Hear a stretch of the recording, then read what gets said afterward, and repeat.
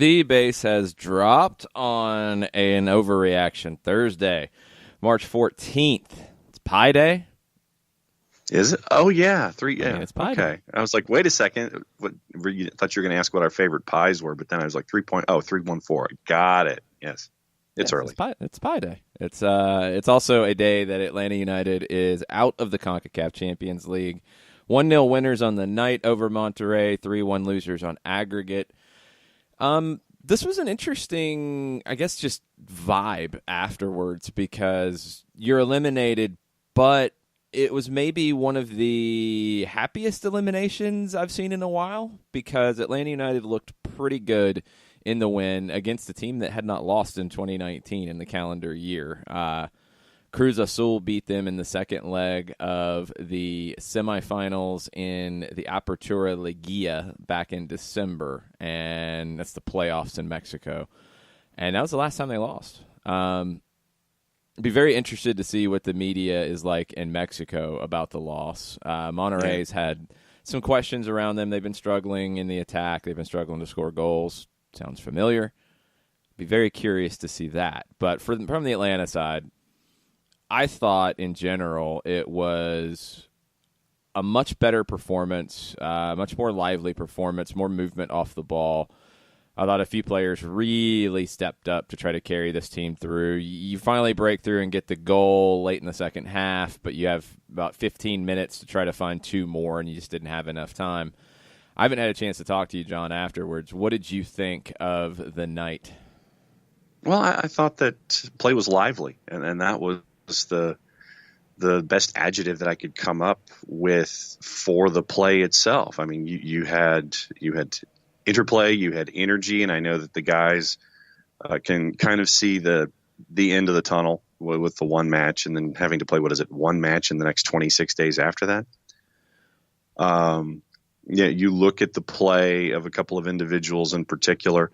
You got to see flashes with PT. I loved what I saw at Abarco last night, and Darlington Nagbe, the interplay with he and Joseph on the goal. I thought it was lightning fast, and I enjoyed that too. And it was, I think it just comes down to the energy that was showed. It just seemed like there was a different vibe on the pitch, and the guys talked about it in between the time of the draw with Cincinnati and getting out there last night. And you could see that there's a different vibe and a different energy out there. And so, I mean, there's a lot that you can take from this and go forward, but I think the guys are optimistic about where they're going from here. Well, let's start with the goal from last night, 77th minute. It was a great set of combination play, really entering into the final third with Joseph Martinez and Darlington Nagbe. Ambrose stutter steps, wanted to come forward, instead has to pass to Joseph. Off the near touchline, Joseph ahead to Nagbe, top of the 18. He'll turn back to Joseph, top of the 6. Shot! Score!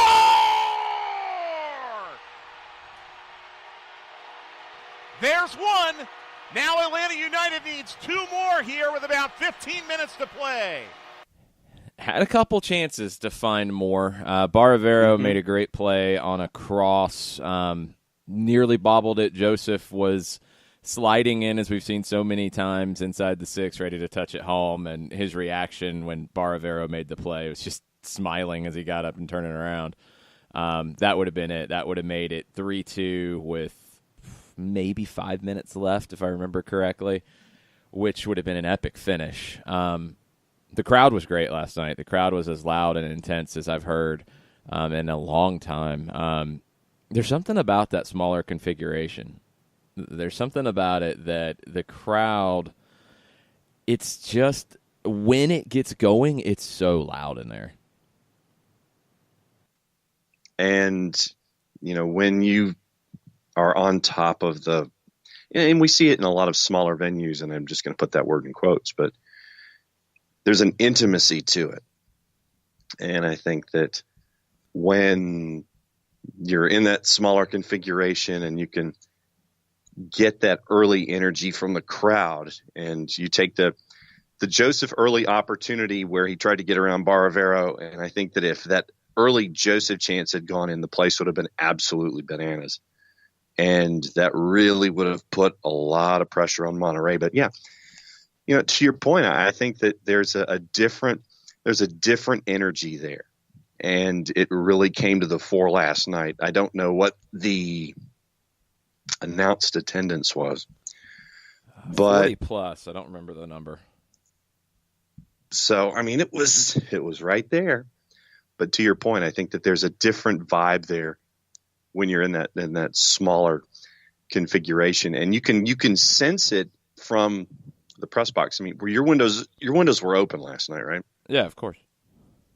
So you can sense it with open windows, and we can sense it in the press box with the closed windows. I mean, the Monterrey fans were directly underneath us, and they were setting an early example for their club.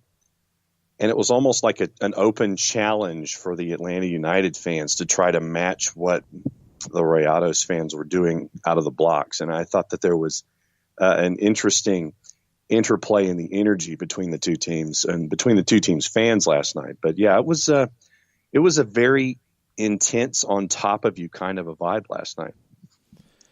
Yeah, if you haven't seen Monterrey's tweet from after the match, they wrote on the whiteboard in the locker room, "Thank you, Atlanta United. Thank you so much for your hospitality. We're positive we will meet each other again in the near future. Respect for our rivals in La Vida y en la Cancha."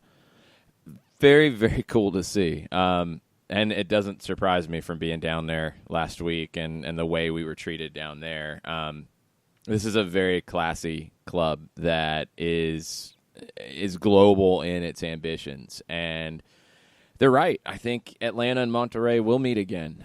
If Monterrey can get through the playoffs this year and win the league and then beat Club America in a Campeón de Campeones match to see who comes to Atlanta to play in the Campeones Cup, I'd love to see Monterrey again in that match in August. I think Atlanta United will be in a much different place than in mid-season, and it'll be a really fun one in August. Campeones Cup will have maybe a little extra to it after this run in CONCACAF. I'm excited for that. Yeah, I'm looking forward to that too, especially if you do get Monterrey to come back and get that energy. And a lot of folks were making the point that, yeah, for Campeones, the Liga MX side is going to have a different Atlanta United side chasing after it, just because it's not going to be a team that's only played a handful of matches. It's going to be a team that you would like to hope by then is at full song. And so looking forward to seeing what that one's going to look like. Yeah, we're going to have to see how Campeones Cup grows in stature. I think it will have a little extra edge to it. I thought it did last year for Toronto, but they were so messed up in the league at that point, it was a bit of a distraction. Hopefully, Atlanta won't be in that situation. It comes in midweek, and it's before they go to Portland, but Portland plays in midweek as well, so both teams will have a Wednesday match to deal with. Anyway, that's in August. That's far down the road. Let's talk about what people said after the match, and we'll start with the manager, Frank de Boer. They changed the system, so it was a little bit surprise for us. They started with also 5 in the back. They played a little bit the system that we played the previous game, so we had to adapt a little bit, and so I changed 2 times the system from a little bit more pressure up, that we could always go to those 3 central defenders to put pressure, and then that they have to give long balls, and that worked quite well. And I think in the last 20 minutes we played 4-3-3, and also that went very well. So yeah, they adapted very well, but again, it all starts with that energy what they showed tonight. So I'm very pleased about the performance, and of course, the result.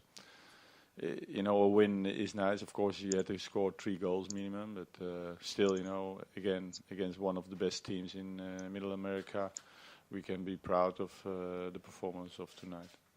Yeah, let's keep one thing in mind about Monterrey. They did come out and play more defensively last night. You had a 3-goal lead. Why not? It's kind of a no-brainer if you're trying to advance. Yep. Johan Vasquez came in, played 3 center backs. It was a 5-3-2, 5-4-1. It was very fluid. But Gallardo and Layun pushed forward a lot as wingbacks. I mean, they played as much as wingers as wingbacks. They weren't in a line of five too much. But that was a bit of a surprise. It's something that Monterrey really hasn't done much with this season. So that took a minute to adjust to. And then you had to deal with your wingbacks against their wingbacks and making sure those matchups were shored up. And Gallardo and Layun are Mexican national team players, and I thought Mikey Ambrose and Julian Gressel did a pretty good job after a couple early forays of shoring it up and not letting those two hurt you. I thought Nicolas Sanchez was the man of the match. The center back for Monterrey was just outstanding, one of the best in CONCACAF, and it's a tough team to break down. You know, I mean, it's a tough team for anybody in Mexico to break down. It's a tough team for anybody in MLS to break down. It's not easy to go find 3 goals. I think Atlanta found some different ways to try to get at them and create chances, but it was always going to be difficult to get 3 against a defense this strong. No doubt. And to your point about Mikey Ambrose, it's just another element in the Mikey Ambrose file about how well he does his job, because a lot of folks are you can't find anything negative about what he was doing after the early stuff and then the adjustments. Don't There's challenge nothing the Hive on that one. Don't challenge them. They'll find something. The Hive will get going. That's the thing. I know, but whatever. It's an overreaction Thursday. For me, I thought Mikey was strong.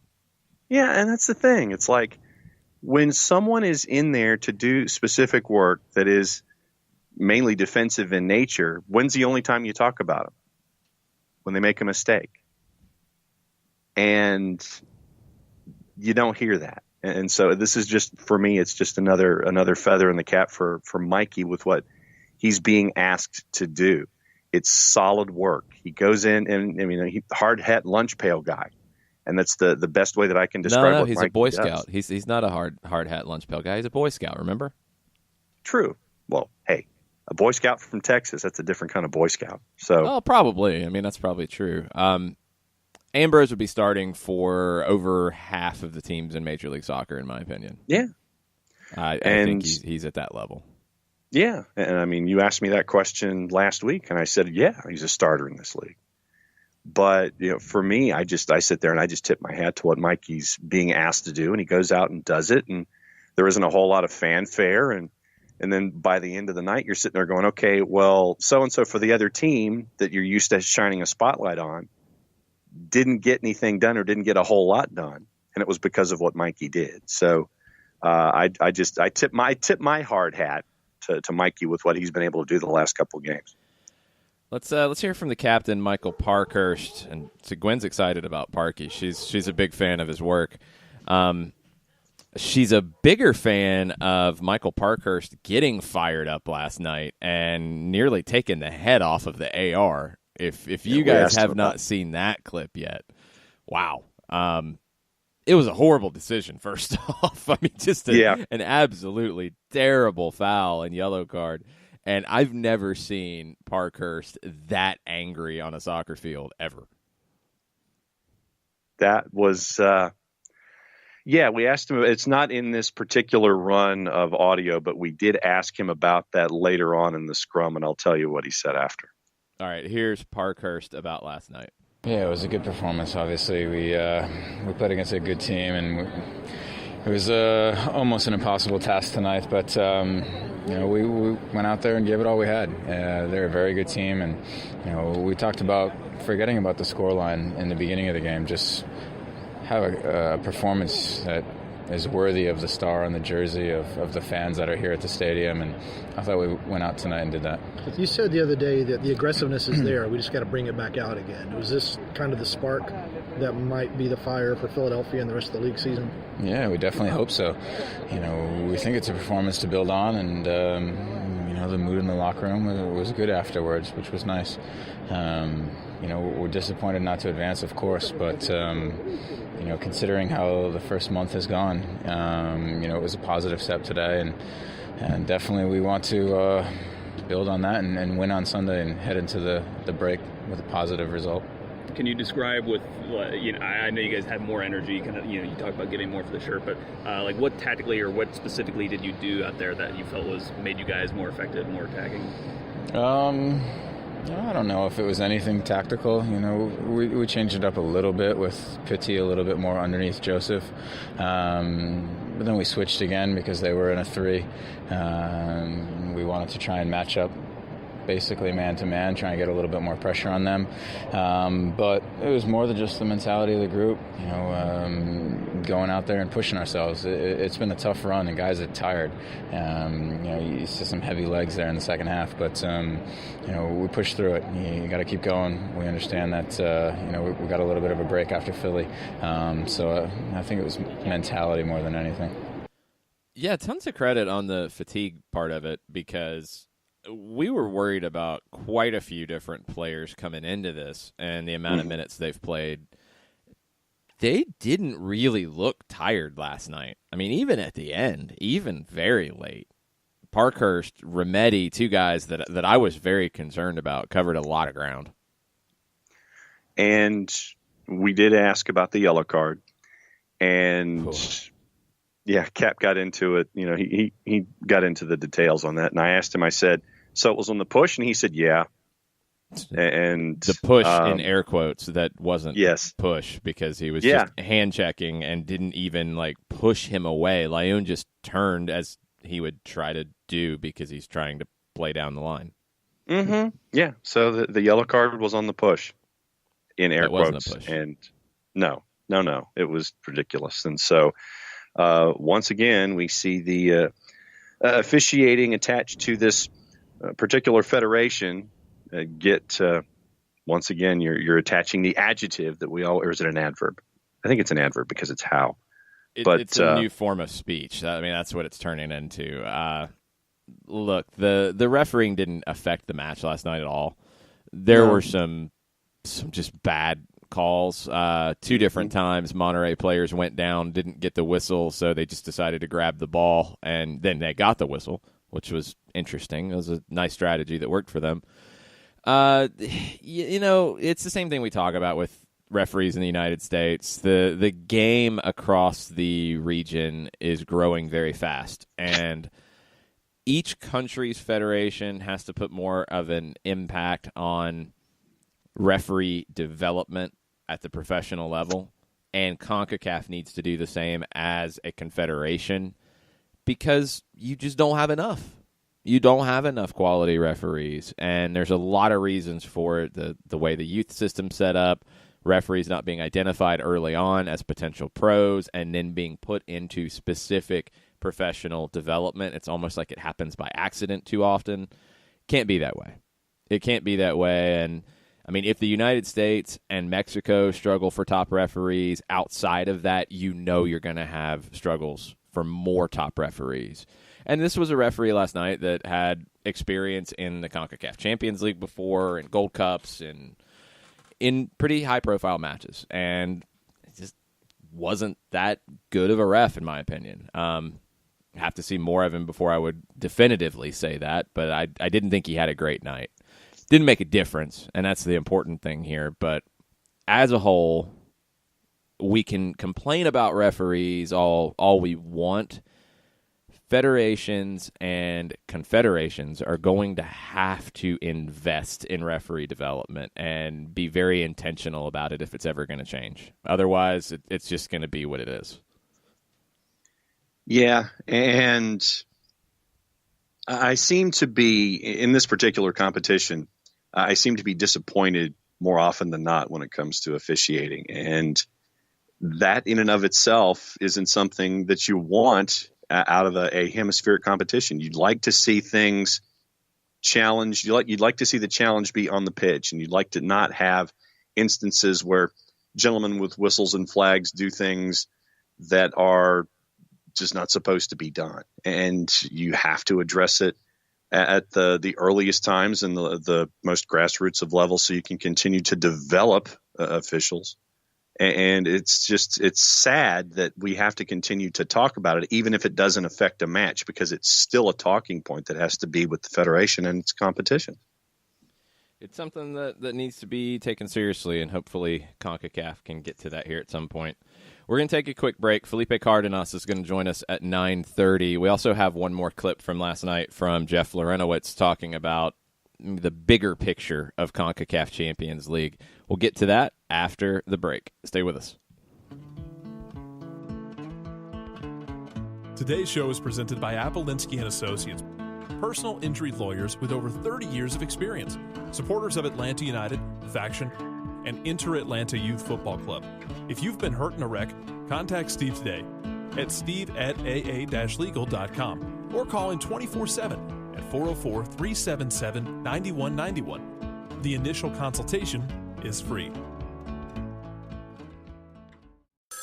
A ranger station. I'd like to report a bear hug. Okay. I put out my campfire and Smokey Bear hugged me. So you drowned the fire, you stirred it, drowned it again, and felt that it was cold? Uh-huh. Yeah, but he's just letting you know you did good. Bear hug from Smokey Bear. Status update. I'm gonna let you go now. There are many ways to start a fire, but one sure way to put it out. Learn how you can do your part at SmokeyBear.com. Sponsored by the U.S. Forest Service, Ad Council, and your state forester. We know that every driver is different, and a one-size policy does not fit all. That's why Country Financial offers a variety of discounts, so you get the coverage you need and the savings you deserve. From good driver to good student, multi-policy to multi-car, we've got a discount to suit every driver. Call Jason Wright at 678-568-6871 today to see what you could save. On Facebook at Jason Wright Agency, or by phone at 678-568-6871. Discounts vary by state. Policies issued by Country Mutual Insurance Company, Country Preferred Insurance Company, or Country Casualty Insurance Company, Bloomington, Illinois. Every hiring manager knows that a company is only as good as the people it's made from. So where do you find the best people? That may surprise you. Meet the grads of life. Young adults of unique determination and experience. An ideal fit for your company in an entry-level position, internship, or even mentorship. They might not have every qualification you typically look for, but they're exactly who your company needs. This is talent worth knowing about. Go to gradsoflife.org to learn how to find, cultivate, and train this great pool of untapped talent. Brought to you by the Ad Council and gradsoflife.org. Welcome back. Soccer Down Here, Overreaction Thursday. We'll be getting into your reactions, over, under, and on par reactions, all required, all desired. Please send them to us on Twitter at Soccer Down Here. Let's hear from Jeff Lorenowitz after the match, looking at the big picture of the CONCACAF Champions League. Consistency year to year. I mean, you see Toronto going to the final. You've seen Salt Lake, Montreal in years past. Seems like and Kansas City could possibly make a run this year themselves. But it'd be consistency across the board of each team getting to the quarterfinals, getting to the semifinals, having several teams involved. But the gap is still there, obviously, and there are reasons for that. But I think that the MLS teams continue to fight and continue to scrap against these Mexican teams. Would starting the MLS season earlier, would that help at all? Just the fact that there are 10 matches in and you guys are still very early on. Well, if you look at the games and when goals are scored against MLS teams when they match up, you look at Tigres against Houston. In Houston, they gave up late goals. Red Bulls last night. Us when we played in Monterrey. I mean, that's not a coincidence. It seems like the teams from Liga MX come in and they're comfortable for about 60-70 minutes, and then they kind of put their foot on the gas, and that certainly can be attributed to the timing of the season. I think that they're in a different form than the MLS teams are, and it's difficult to basically come out of preseason and step into these foreign countries and try and get results. It's difficult. Going to Costa Rica is not easy. Going to Mexico is certainly not easy. And to do it in your second games of the year is exceptionally tough. How tough is the cap too? A lot has been made that obviously, you guys do have some financial. Money's everything. Yeah. Period. MLS has continued to stress their desire to beat and compete with Mexican teams. They feel like it's incredibly important.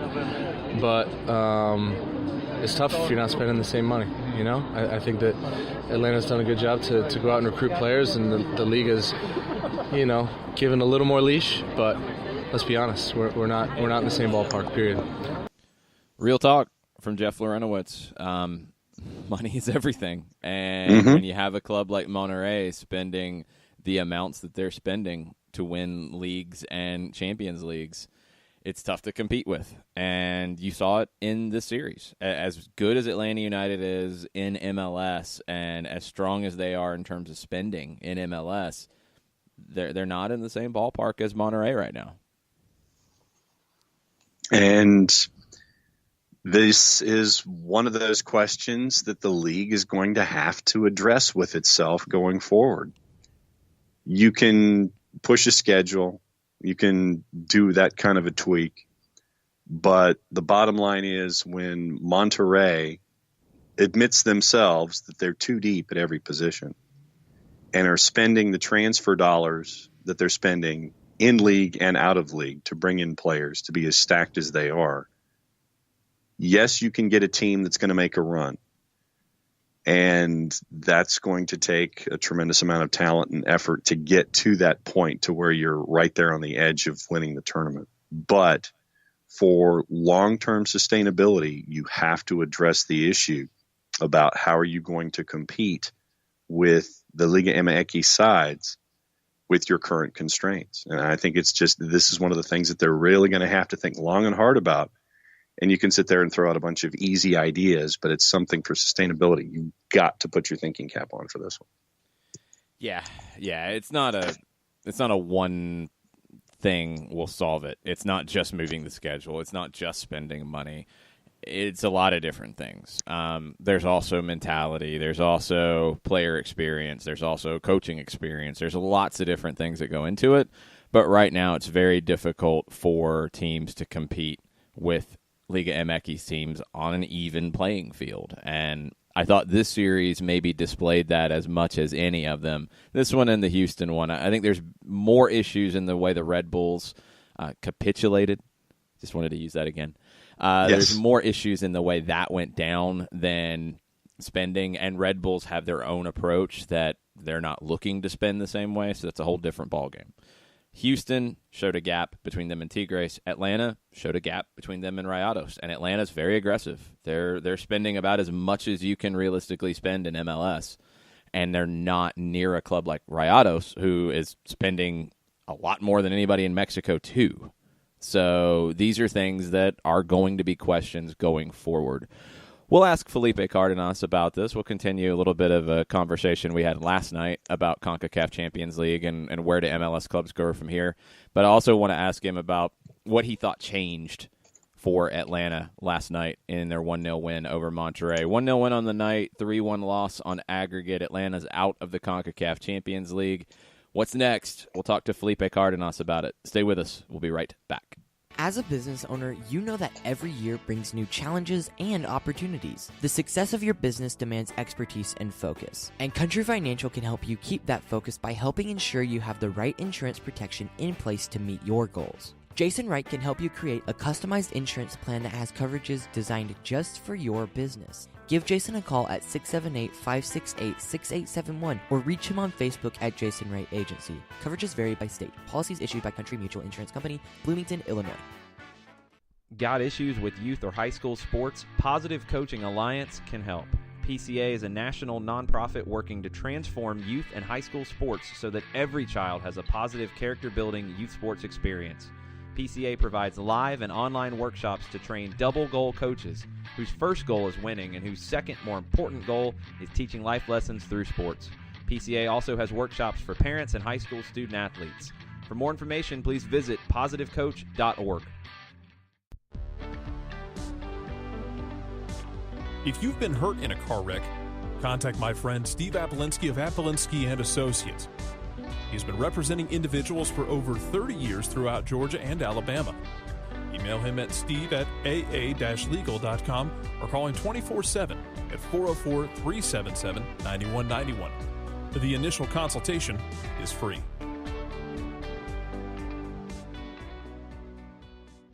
I adopted Bento in 2010 from a shelter. This cat makes me make art. He's always motivating me to draw pictures of him. He just is motivating artistically. He's my best friend, but a lot of people know him as Keyboard Cat. Keyboard Cat, YouTube star and shelter pet. Amazing adoption stories start in shelters. Start yours today. Visit theshelterpetproject.org to find a pet near you. Brought to you by Maddie's Fund, the Humane Society of the United States, and the Ad Council.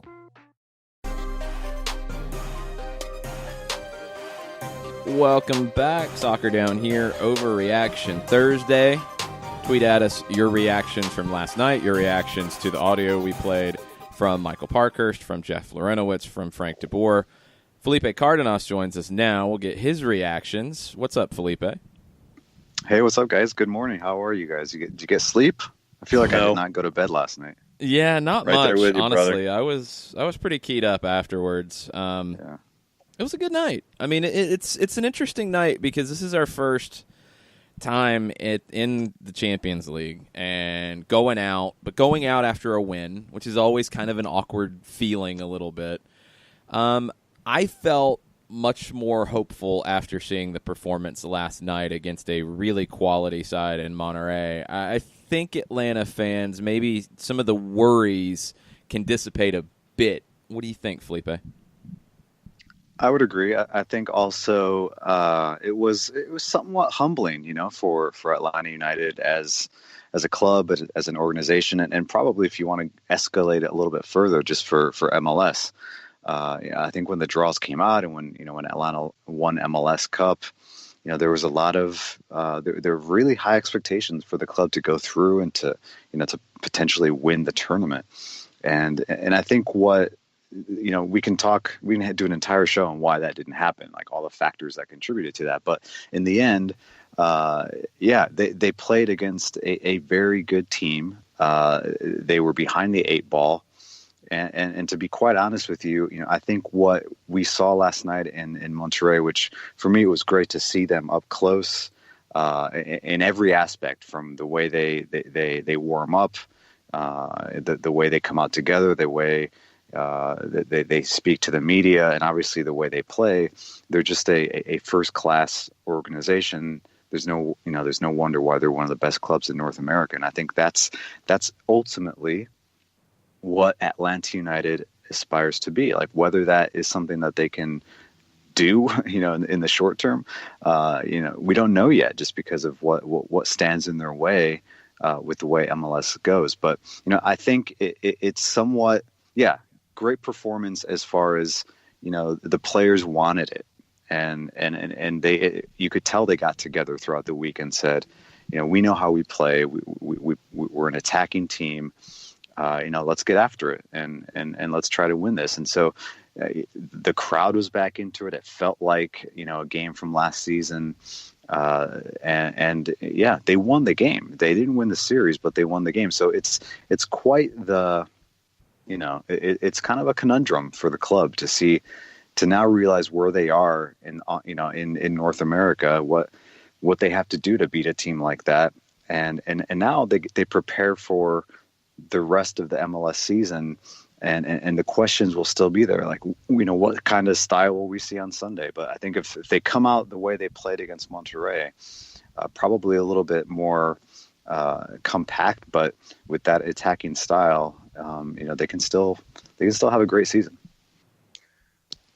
One of the guys that I wanted to ask you about is not in this round of questions. It's not going to be what is going to be our perpetual man of the match until otherwise known, Miles Robinson. But let me ask you about Ezequiel Barco and what you saw in Barquito last night.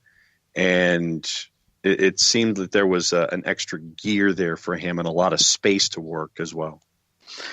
Yeah, and it was obviously a tactical wrinkle, and some personal instruction from DeBoer to Barco, to do what he does well, which is attack a defense, and run vertically, and get behind a fullback, get behind the back line, and combine with his other creative players. I think in the first few games.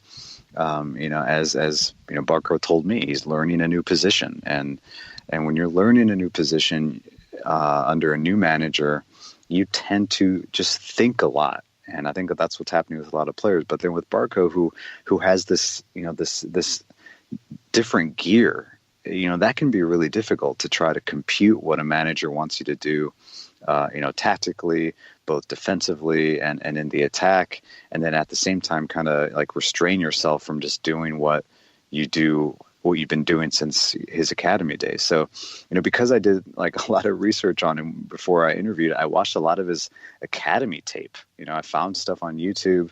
I talk about that a lot with you guys when you go down those rabbit holes. But so I went down a Barco Academy rabbit hole on YouTube, watched a lot of video. And last night, from the press box, I'm thinking, this is what I saw in that tape, in that film, is a guy that he'll just grab it and go. And yet he's still, in his own kind of way, is still somewhat under control. So, yeah, I thought it was a great performance. I don't know if we'll see that from him every single week. It's going to depend on what Frank de Boer wants him to do and what the opponent could potentially propose to Atlanta United. When I asked Barco last night in the mixed zone, I asked him if he was extremely vertical. He really attacked the defense. Was that something that the coach asked of you? And he kind of gave like a classic, post game answer where he was just trying to do what's best for the team. But he did say that yes, that De Boer had asked him to do that for the team, not specifically, but it was needed. And, when I saw him running behind Monterrey's left fullback, then he would get on the ball in the middle of the field and he would try to split like a line splitting pass to Joseph. Like, he was everywhere. And that's good because it puts the other team, even though Monterrey were sitting back a little bit, they had to respect that. And for a while they were pinned back, and their fullbacks had to respect that danger from Barco. So yeah, it was good to see from someone that I think a player that we all know, can play like that, has tons of potential. Yeah, something that's interesting about it, and I think we've all dug into formation and what it looks like and what it's supposed to look like and what glimpses we're seeing of it with Barco and Pitti specifically. It really felt like Barco was dropping deeper to help support Pitti a little bit, try to make things a little easier for him. I thought Pitti had a very good sequence in maybe the middle to the late part of the first half, and that felt like his best play, where he had the long shot that forced a great save from Baravero, had another chance off a corner that came back to him. He nearly curled into the upper 90. What did you think overall about Pitti Martinez and where he's at in his development here in Atlanta? Well, it was an okay performance, and I say that just because I think we know, that he's been public about his lack of match fitness, and I think when I asked him that last week if he thought he was fit, if how he was feeling, he wasn't like, hey, I'm not fit. It was, he said a player with my characteristics, needs that extra conditioning. He needs that type of preseason before they get on the ball, because I think what's happening now, I think, to make sense of that, when you're quote, out of shape or just not match fit, and immediately you go into a situation where now you're on the ball in practice and you're playing 11v11, or you're working tactically, like that's really difficult to do physically. And he has this game that can be explosive. He's a short burst type of player. He doesn't have the long strides that Miguel has. So if you play him into space, like you can burn him out. Like, he's not a guy that wants to play into a corner and run onto a ball. He can, but that's not his game. So he wants the ball to his feet. But at the same time, when you're constantly on the ball, like a player like him, you just have to be fit. You have to feel good, and you have to be able to do those, match up against a guy and beat him in your take-ons in your 1v1. So he's not there yet, but he showed some glimpses of greatness of why he is considered the best player in South America last year, why he is a $15 million transfer in MLS. And what I noticed was that Monterrey were very aware of him. throughout the match. They knew where he was. I saw a lot of Monterrey were sitting back and they let us play. Yeah, I mean Frank DeBoer even said at postgame that they didn't expect to see Monterrey in a back five. I don't think they probably ever saw Monterrey in a back five in some of their film study. I'm they sure haven't done it this year. Right. So that was a wrinkle. But I noticed that if PT was on the ball, they knew exactly where he was. A center back would get out of position to front him, to track him. And they were constantly aware of him. And so at times I remember thinking, this is when he's back to goal, I say it a lot. When he's back to goal, he can be marked out of a match. And he's going to, I think the team is just going to have to get used to where, like you said, who can help him, just get a little bit more space or just relieve some pressure. It's almost like a form of distraction.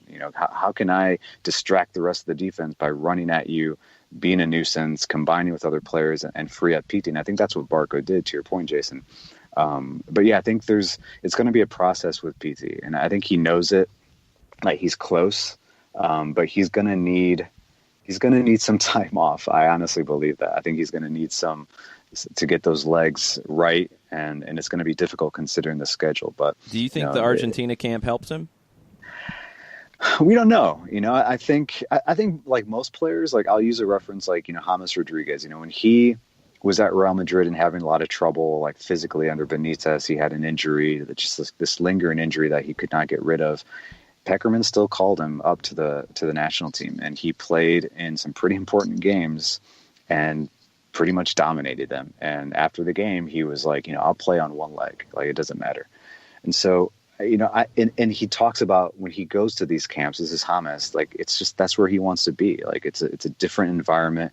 You're with your friends. It's just you're not at quote work, right? So I think it could help him. I think it's a break, from just the grind of the day to day with Atlanta United and MLS and the organizational and structural change that the club is going through, the cultural change that I'm sure PT is experiencing. Now he's going back. He's going to be with in his environment.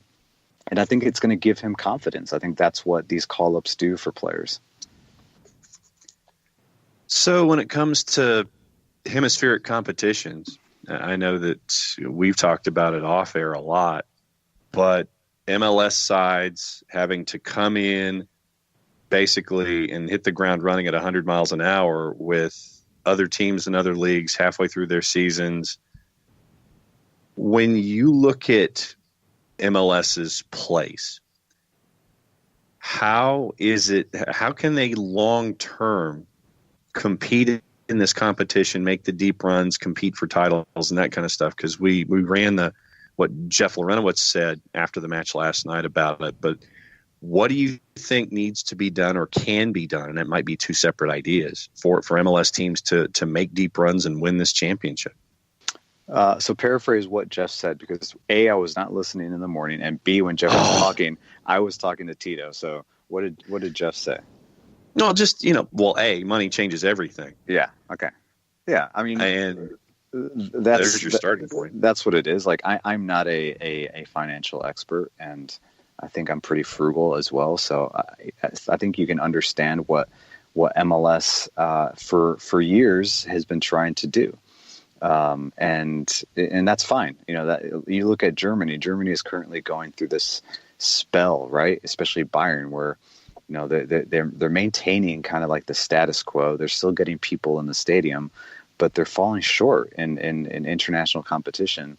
They're not competing with the big clubs anymore. With Liverpool, that's spending more, and Real Madrid, and they're not there anymore.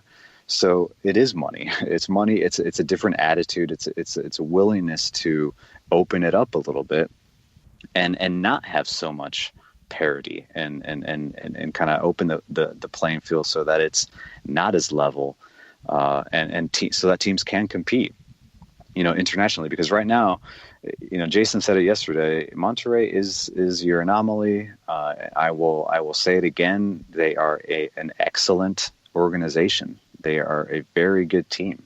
And it would have been tough for Atlanta United to beat them, even if Atlanta United were given a month of extra preseason.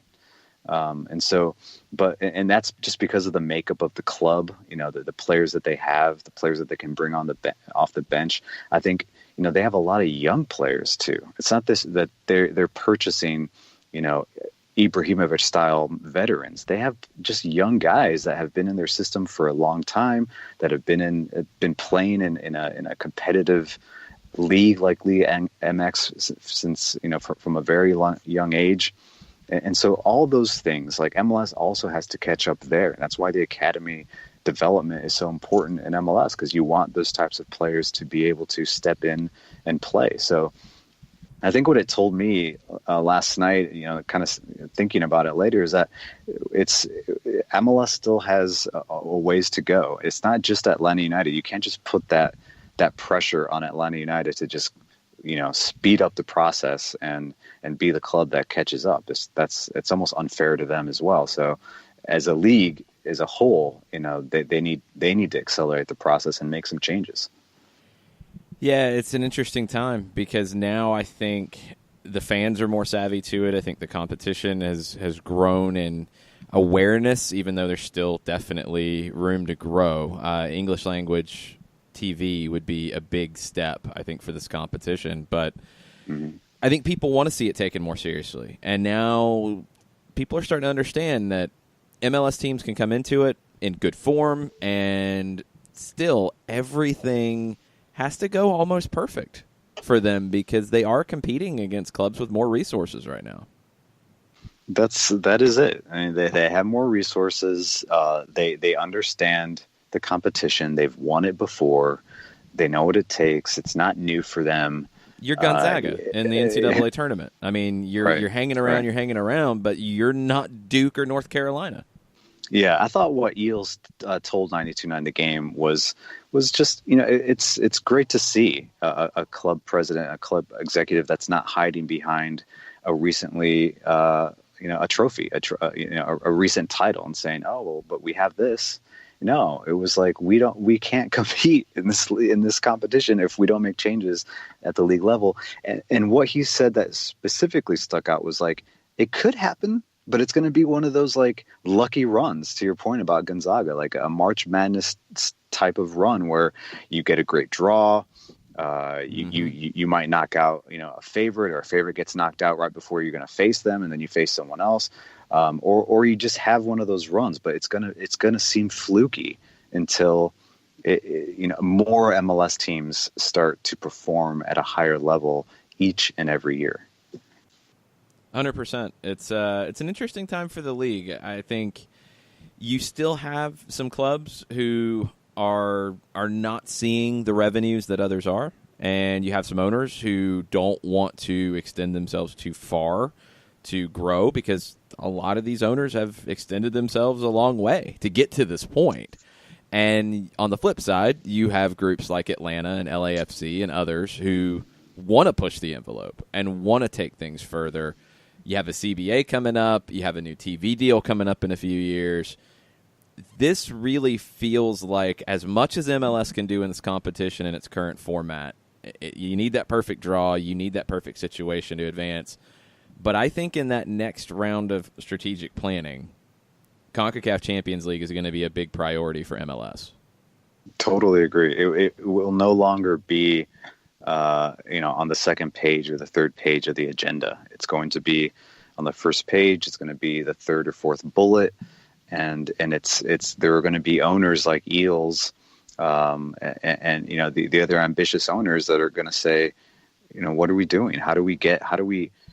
If we want to become relevant outside of the United States, then we need to compete at a higher level and get to the point where we are matched with Liga MX. I thought yesterday, Lejeune, quickly, that he was asked, like, is MLS close to Liga MS? Is it catching up? And he was very honest, but at the same time, I felt like, when will, he mentioned, that, MLS is growing fast, but it was almost as if he didn't want to say, it's hard to compare. You can't just automatically say MLS is up there with the Liga MX. Liga MX has a much longer history of just performance and clubs that are big brands and big clubs in North America and globally as well. So it's really tough to just expect MLS to just catch up with Liga MX because one or two teams perform well in a tournament. Like they're not there yet. But making some changes so that a couple teams can do that, well, that begins the process. But to just assume that a club like Atlanta United, again, is going to be the one to do it because they are, the standard now, it's too much to ask. The way I've explained it as we wrap up, Felipe, is I feel like the bottom teams in Mexico are not strong. They're not good. You have money issues. You have all kinds of problems. Your bottom teams in MLS, your bottom teams in Mexico, there's not a huge amount of difference, except I think your MLS teams aren't at risk of going out of business, and you have some teams in Mexico that are like that. The top teams in Mexico are ahead of the top teams in MLS, but not by a huge margin. It's the middle where I feel like teams 4 through 12 in Mexico are way ahead of your middle teams in MLS. It's a deeper competition, I think, to be a top club in Mexico. Is that off base? What do you think? No, I think that's true. Not every club is a Club America or Monterrey or Chivas.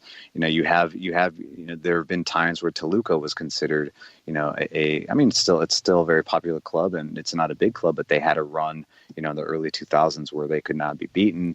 Pachuca, Pachuca had unbelievable runs. Yeah, mm-hmm. I think they made it pretty far.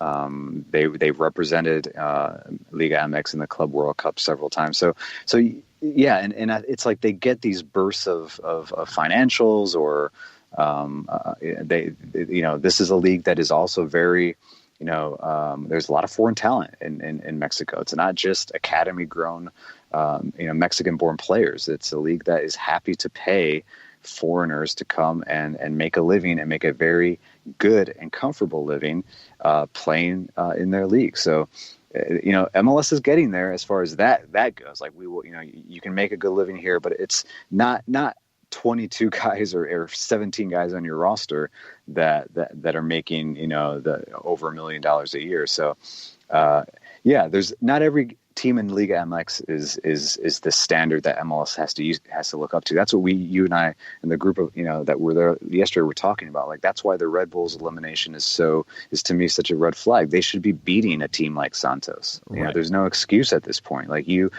are the Red Bulls, New York Red Bulls. You are a top team in MLS. You are a perennial winner of the Supporters Shield. You broke the league record for points. You can't get embarrassed in a competition to a team like Santos that is, a mid-table team. So again, sometimes it is up to the current clubs and the players and the coaches to perform. We can't always just blame the league for not helping out, but eventually those things need to come together. It's going to be fun to keep watching this as we go. I'm looking forward to Campeones Cup in August, too. That'll be, it's true. I think, another good comparison. We'll see who gets out of Mexico in the current Clausura to play Club America in their Champion of Champions match before you get to Campeones Cup. So it's interesting to compare. Atlanta United compared better last night to Monterrey, but not quite at that level, and Rayados move on. Felipe, what do you have coming up over at The Athletic soon? So, first I'll just say, hey, follow The Athletic Soccer on Twitter, at The Athletic SCCR. It's a great follow. You're going to be up to date on everything from MLS to European and Champions League soccer and results, and great stories from just some fantastic writers. So follow The Athletic Soccer, and then I'll be working on some features during the international break that I hope to get out, and I know that people will enjoy reading. So we'll see. Stand by for that. Looking forward to it, Felipe. We'll talk to you next week. All right, guys. Let's take a quick break as we wrap up hour number 1 right after this. Today's show is presented by Appolinsky & Associates, personal injury lawyers with over 30 years of experience, supporters of Atlanta United, Faction, and Inter-Atlanta Youth Football Club. If you've been hurt in a wreck, contact Steve today at steve@aa-legal.com or call in 24/7 at 404-377-9191. The initial consultation is free. A ranger station. I'd like to report a bear hug. Okay. I put out my campfire and Smokey Bear hugged me. So you drowned the fire, you stirred it, drowned it again, and felt that it was cold? Uh-huh. Yeah, he's just letting you know you did good. Bear hug from Smokey Bear. Status update. I'm gonna let you go now. There are many ways to start a fire, but one sure way to put it out. Learn how you can do your part at SmokeyBear.com. Sponsored by the U.S. Forest Service, Ad Council, and your state forester. We know that every driver is different, and a one-size policy does not fit all. That's why Country Financial offers a variety of discounts, so you get the coverage you need and the savings you deserve. From good driver to good student, multi-policy to multi-car, we've got a discount to suit every driver. Call Jason Wright at 678-568-6871 today to see what you could save. On Facebook at Jason Wright Agency or by phone at 678-568-6871. Discounts vary by state. Policies issued by Country Mutual Insurance Company, Country Preferred Insurance Company, or Country Casualty Insurance Company, Bloomington, Illinois. Every hiring manager knows that a company is only as good as the people it's made from. So where do you find the best people? That may surprise you.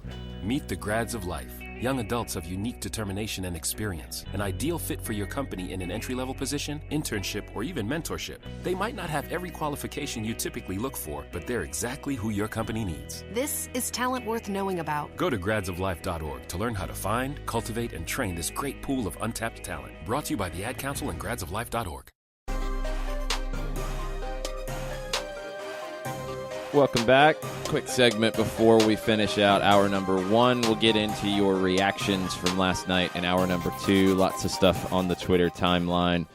We've not talked about Miles Robinson much yet, and we're going to talk about him more in hour number 2. But there is an upcoming U.S. U23 camp. It's been mentioned a couple times in a couple of articles. More details from U.S. Soccer would be amazing to know, okay, yes, this team is actually going to try to qualify for the Olympics, which they've missed out on the last 2 times.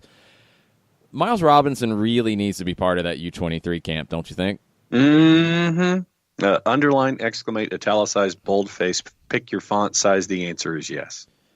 It's tough. You have quite a few young center backs that will be competing for that spot, but I think Miles is a future national team player, but it starts with the U23s, and we're waiting on more information. There were a couple guys like Josh Sargent, Tim Weah, who were not called into the senior national team this week for the international break. The talk out of Greg Berhalter was that they'll be called into this U23 camp, but it's March 14th, and we still don't have details on it. I've seen that it is supposed to be in Spain. I don't know who the opponents are going to play are. I don't know who's coaching it.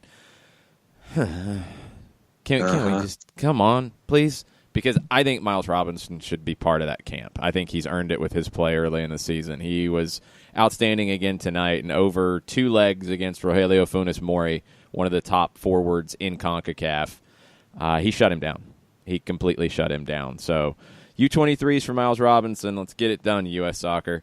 We're going to take a break. We're going to come back, get into your reactions on the Twitters after this. As a business owner, you know that every year brings new challenges and opportunities. The success of your business demands expertise and focus. And Country Financial can help you keep that focus by helping ensure you have the right insurance protection in place to meet your goals. Jason Wright can help you create a customized insurance plan that has coverages designed just for your business. Give Jason a call at 678-568-6871 or reach him on Facebook at Jason Wright Agency. Coverages vary by state. Policies issued by Country Mutual Insurance Company, Bloomington, Illinois. Got issues with youth or high school sports? Positive Coaching Alliance can help. PCA is a national nonprofit working to transform youth and high school sports so that every child has a positive character-building youth sports experience.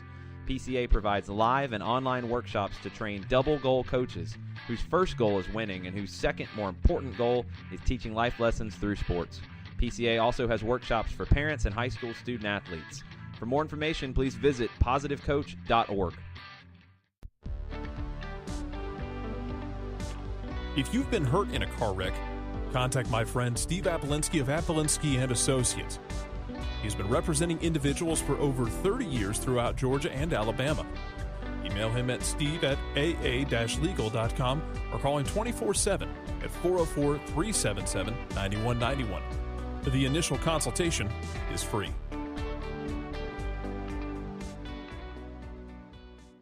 I adopted Bento in 2010 from a shelter.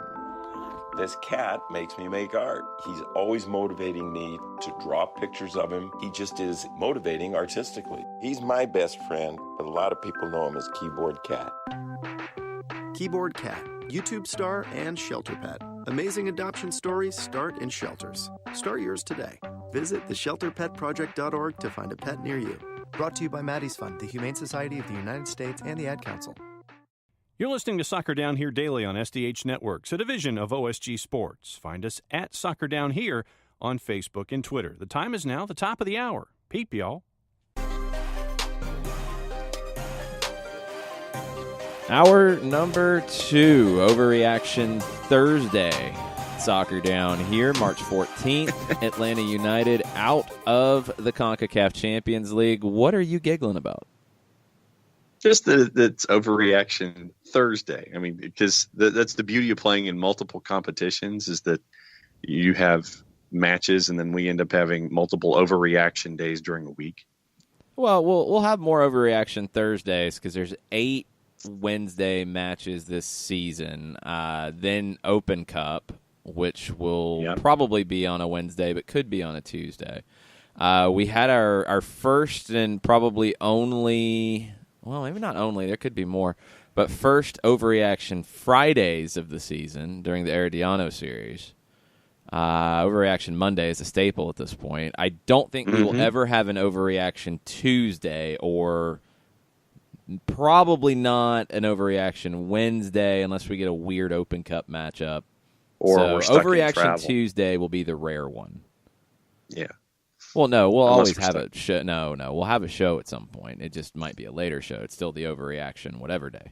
But Overreaction Tuesday after a Monday game, I'm not expecting that one. But no, I just and the interaction from everybody this morning has been absolutely tremendous. I mean, and it started late last night. Actually, started during the match last night, and Clayton Poss has I think one of the early questions of the morning. Okay. When Rayados posted the picture on their Twitter account of the starting 11s. And then Clayton says, so since they gave us the cowboy emoji, can we call ourselves Los Vaqueros? I'm okay with that.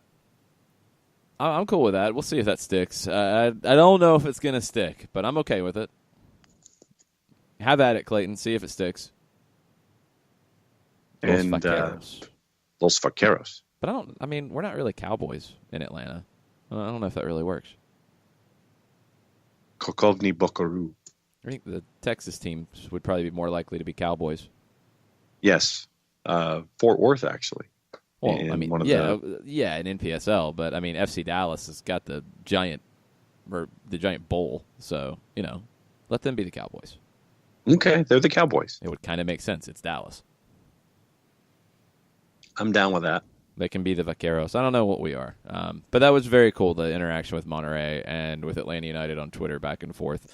Classy club. I mean, they're looking at this as a global thing. They're looking bigger than just Mexico, and I think it's going to serve them very well. As a lot of the things that Atlanta United is doing, I think, to push MLS forward, Monterrey is doing that in Mexico to push Liga MX forward. So very cool these two teams had a chance to match up.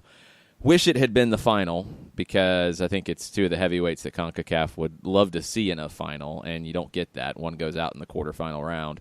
Now I think CONCACAF is hoping for a Monterrey Tigres final, which would be pretty epic. The Clásico Regio, which is already a big deal, but for a CONCACAF Champions League crown would be pretty intense.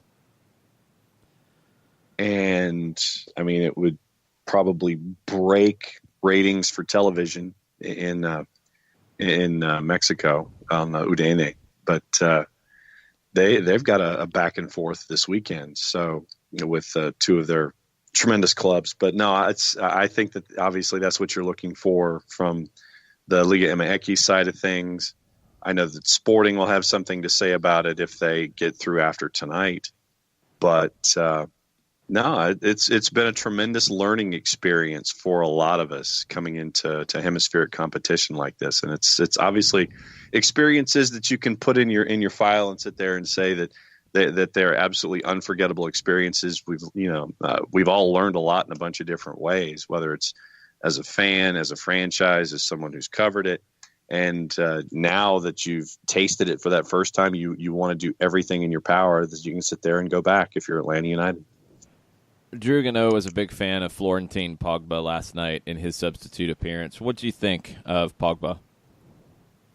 Solid. I mean, I know that he's out there for a limited amount of minutes because he's still trying to get his sea legs about him, because I remember the talk of the blisters and after the match with the Twos last week. So I thought he was solid. He was still trying to find his way into the match itself. I think that he's going to continue to get more and more minutes. I want to see if he's going to be a part of the 18 tomorrow night as Lou City comes to town to take on ATO UTD2. And I just want to see his game continue to grow and develop into what the front office thought that they could get when they signed him in the first place. So I thought his play was solid, and just looking for the growth curve to continue.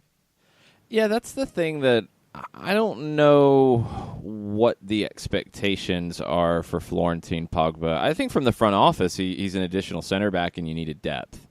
I think on the fan base, there is a bit of the last name, Pogba.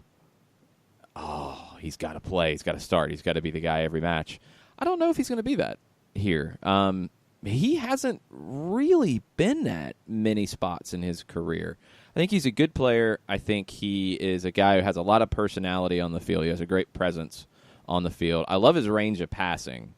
And yes, he had a few wayward passes last night that I put down to rustiness. He's still rounding into form. It's going to take him some time to get, I think, even 90 minutes fit at the USL level. So be patient with him, but I don't think center back is the issue at the moment. I don't think that's anything that needs this huge overhaul. You have Leandro Gonzalez-Perez, who is back in action this weekend after the CONCACAF Champions League suspension. You have Michael Parkhurst. You have Miles Robinson. Now, let's get into a comment that Frank de Boer had last night about Franco Escobar and his decision to, well, decision might not even be the right word. So he said, and I'm going to paraphrase in the press conference last night, that when Franco went down on the first day of preseason, they had to figure out a different way to approach things. So that gave me a flashback to Frank de Boer telling us on his first day in his introduction at the beginning of training camp that he preferred a 4-3-3. Said he wouldn't force it, but he preferred it. Well, we haven't seen that yet, and there's been a lot of questions about it. He said when Escobar went down that he had to figure out a different way to play. He didn't feel like he had another player who could play right back in a four-man back line. A lot of people pointed at Julian Gressel, but he has one start in that position as a right back in a four-man back line. It is not as simple as, oh, you play right wing back, you can play in a four-man back line, or you play center back, but you're right-footed and have some range, so you can play as a right back. It's not that simple. And what I'm curious to see is Franco Escobar's healthy and ready to go. And there was an allusion, too, in the press conference the day before the match that Escobar might play a game or two with the Twos to get his form and fitness back. But when he's ready to go with the first team, do they shift to a four-man back line? And if they do, what are the changes we see? If it's Escobar at right back, I think we know the options at left back. It's Shea, it's Bello, it's Ambrose. But you're playing two center backs instead of three. And you're adding another central midfielder. Now, it could be another holding midfielder, or if you look at the way Frank's 4-3-3 played out at Ajax, it was two 10s And we're seeing kind of 2 10s with Pitti and Barco, but this is a little different because you have attacking wingers in the play as well. I'm like, that comment, my ears perked up, and I'm really curious to see what things look like when Escobar's available. Yeah, and how long it takes the Joker to get back to full song, and what it's going to look like, and how the adjustments are. I'm not going to use the word uncomfortable, but just how different it is and how everyone adjusts to that particular idea. Or if something is working up until that point, do you not upset the cart and sit there and say, okay, this is working right now, let's stick with this, because you've had an idea that starts to work. Then the guy who's coming back is healthy, comes back into play. Do you try to reset and tweak everything now that this guy's back in rotation? So there are a lot of questions here. Yeah, it's going to be very interesting. And if you're playing 2 center backs and you have Robinson, Gonzalez-Perez, Parkhurst, Pogba, and you're looking at Escobar as a right back, where does Julian Gressel fit? Yep. What does the midfield look like? What's your center back depth chart? How do you then adjust into your 2 attacking wingers and your 2 number 10s that are a little deeper? How does this look? I'll be very curious. They did shift to a 4-3-3 late in the match. It was a pretty raw 4-3-3. Jeff Lorenowitz was kind of playing a little bit of a center back, a little bit of a 6. It was all over the place because you're throwing everybody forward to try to find another goal. Shape goes out the window at that point. But Darlington Nagbe stepped up into that 10 role in the 4-3-3 and drove the team forward. We gave him man of the match on radio, I think, as much because Nagbe was amazing and as much as we didn't want to give it to Miles Robinson again because he would win it every week at this point.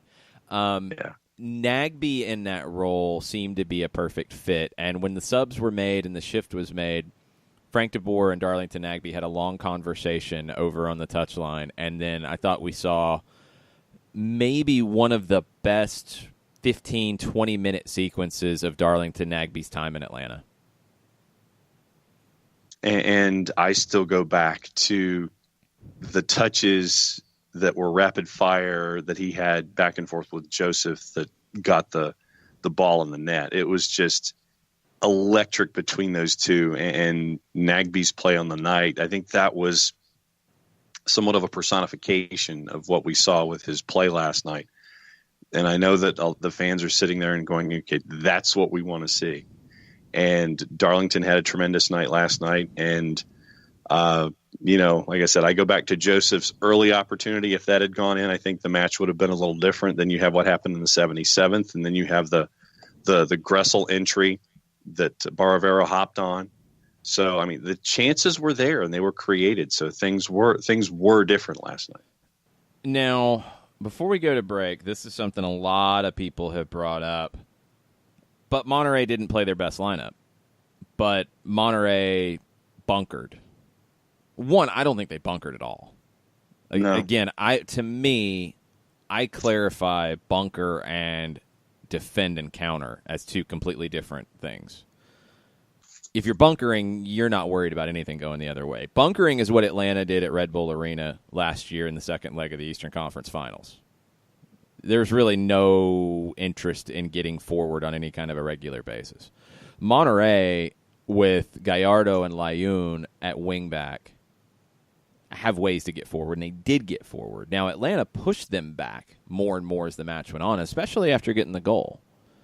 I think you have to give Atlanta United credit for pushing Monterrey back as much as Monterrey bunkering. And people have said that, well, you shouldn't read too much into this because Monterrey had the comfortable lead, didn't have anything to prove. The only player that was a surprising start was Vasquez, the third center back that came in. He had a couple matches this season, 1 start. Pizarro didn't start in the first leg. Pizarro was also just called up to the Mexican national team. We know his quality. You had Funes Mori, your regular striker, in there. You did not have Pabon and Mesa in the lineup. Those were your 2 changes. Mesa was a big transfer in. He's played a lot of matches here lately. He came on as a sub. Pabon, you didn't have to see him. I think you're looking a little too hard for something to diminish Atlanta's performance last night. This was not a scrub Monterrey team out there. Monterrey's built a club to be able to go too deep at every position, and I thought they showed a little bit of that depth last night, but honestly not that much. They didn't go too deep into the bench. It was the same group with an additional center back coming in and Pizarro coming in for Mesa and giving a little bit different look. That's it. You still had a lot of national team talent out there. You still had a lot of high-priced talent out there. It was a very minimal change for me, and I thought Atlanta pushed them. Monterrey obviously had the advantage. They didn't have to risk anything. That's why we talked about the second and third goals being so important, especially that third one. But I don't think it's fair to dismiss Atlanta's performance either for those reasons. It's 180 minutes. That's how these series are played. And yes, Monterrey had the advantage. They had things built into the way they could approach the game. Atlanta still took the game to them, and I thought made them nervous at times. And let's also take it to the next level. And John, you watch Liga MX on a pretty regular basis. You're talking about a club in Monterrey that has spent all this money, that has grabbed all of this attention, and is sitting in third place in Liga MX. And the story immediately after the final whistle was Monterrey lost, Monterrey didn't score a goal, Monterrey has issues. And how is Diego Alonso going to solve this? So to say that it didn't matter or they didn't have to do anything, I disagree. They're feeling that pressure, and they're not going to be happy with that performance last night and that loss. No, and right now at the top of the table, it's León, Tigres, Monterrey, all separated by a point. Monterrey has not lost this year. León and Tigres, identical records of 7-1-2. And I think that a lot of folks are looking at recent form of Monterrey and wondering where the offense went. And you've got a match this weekend in league play against Tijuana. And they're part of that group in that second group of teams 4 through, let's say, 12 that you were talking about with Felipe. But they're right there, with what Oscar Pareja has tried to do first year. And this could be a statement game for Xolos and trying to get away and get a little space from Club America a little bit. And it could be more alarm bells for Monterrey if things don't go the way that the fans and probably a lot of the media would anticipate with a team that you're 6 points better than. And in 10 matches, you've only given up 9 goals. So stout defensively, and Tijuana only averages about a goal a match. So obviously you're looking at Monterrey, but there's a lot of warning signs that are being put up by the fans and the media right now. Yeah, so I think you have to give Atlanta credit for their performance last night. And to look for reasons to take away from it, I just think you're looking too hard. Be proud of this one. I mean, this is a good night for Atlanta United, and I think the players are going to take it as such. I think Frank de Boer said that as much as that after the match, and now you're back into league play, and it's all great, and you had a nice win that didn't advance you in the tournament, and you're out. Now what? And now what is Sunday against a Philadelphia team that has created a lot of chances this season? Their expected goals is higher than anybody in the league, and they have 1 goal to show for it. This has been a recurring issue with the Union. It was last year too. Do they fix that? How are they going to fix that without Marco Fabian? Do they turn to Ilsinho as the number 10? Would seem to be the safe play. Do they turn to one of their young, talented, creative midfielders as the number 10? Do they sit and defend a la Cincinnati?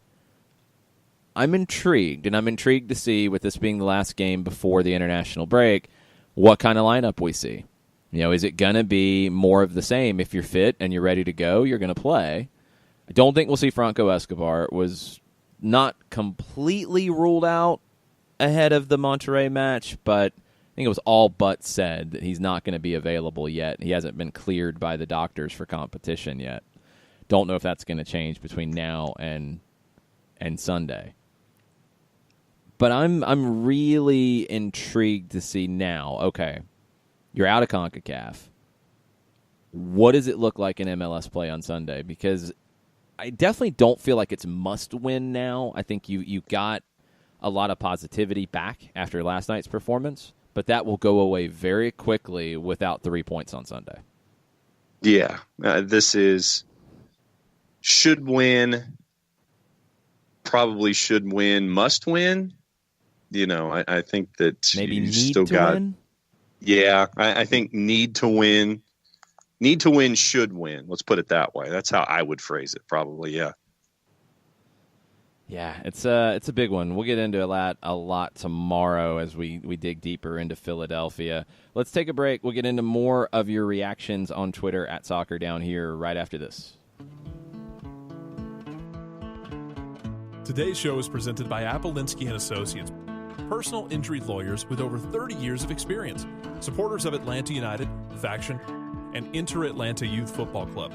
If you've been hurt in a wreck, contact Steve today at steve@aa-legal.com or call in 24/7 at 404-377-9191. The initial consultation is free. A ranger station. I'd like to report a bear hug. Okay. I put out my campfire and Smokey Bear hugged me. So you drowned the fire, you stirred it, drowned it again, and felt that it was cold? Uh-huh. Yeah, but he's just letting you know you did good. Bear hug from Smokey Bear. Status update. I'm gonna let you go now. There are many ways to start a fire, but one sure way to put it out.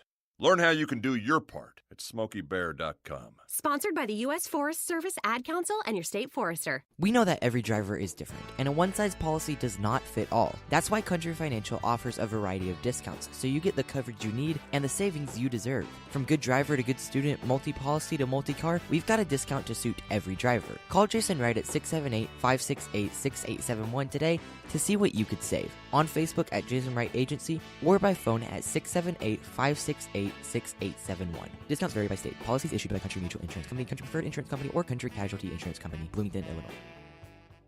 Every hiring manager knows that a company is only as good as the people it's made from. So where do you find the best people? That may surprise you. Meet the grads of life. Young adults of unique determination and experience. An ideal fit for your company in an entry-level position, internship, or even mentorship. They might not have every qualification you typically look for, but they're exactly who your company needs. This is talent worth knowing about. Go to gradsoflife.org to learn how to find, cultivate, and train this great pool of untapped talent. Brought to you by the Ad Council and gradsoflife.org.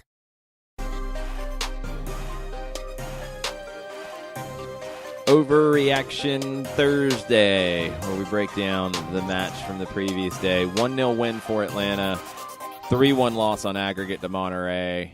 Now everything turns to Sunday against Philadelphia. Let's get back into your reactions on Twitter. Cairo with his game notes from last night. Damn, Miles. We're all in agreement there. Yeah, that's about right. Best of Barco. It's up there. I think he had a couple performances in the middle of last season that were along these lines. But, yeah, he's getting more and more comfortable. Subs help. Take note, Frank DeBoer. Yeah, definitely. Problem with 3-4-3 is it has played like a 5-2 blank blank blank 2-1. ATL UTDD looked much more dangerous in the final third when switched to a back four. Only need 3 center backs versus 2 forwards. I'm going to push back against that just a little bit. I think the biggest problem with the 3-4-3 to me is it's looked like a 3-2-3 with the wingbacks disconnected from everything. And that's been one huge issue with this. You didn't see that as much last night, even before the switch in formation. If you have 3 center backs against 1 forward, one of them has to step up higher and create mismatches. And I thought Jeff Larinowitz did a really good job of that last night, especially on the right side. He pushed up higher. That let Julian Gressel push up higher, and that connected things a whole lot more. But he also recovered when Hurtado or Pizarro stepped up as a second forward to try to take advantage of that. I thought Jeff Larenowitz's game last night, especially from the mental side of it was really important in making Atlanta United work.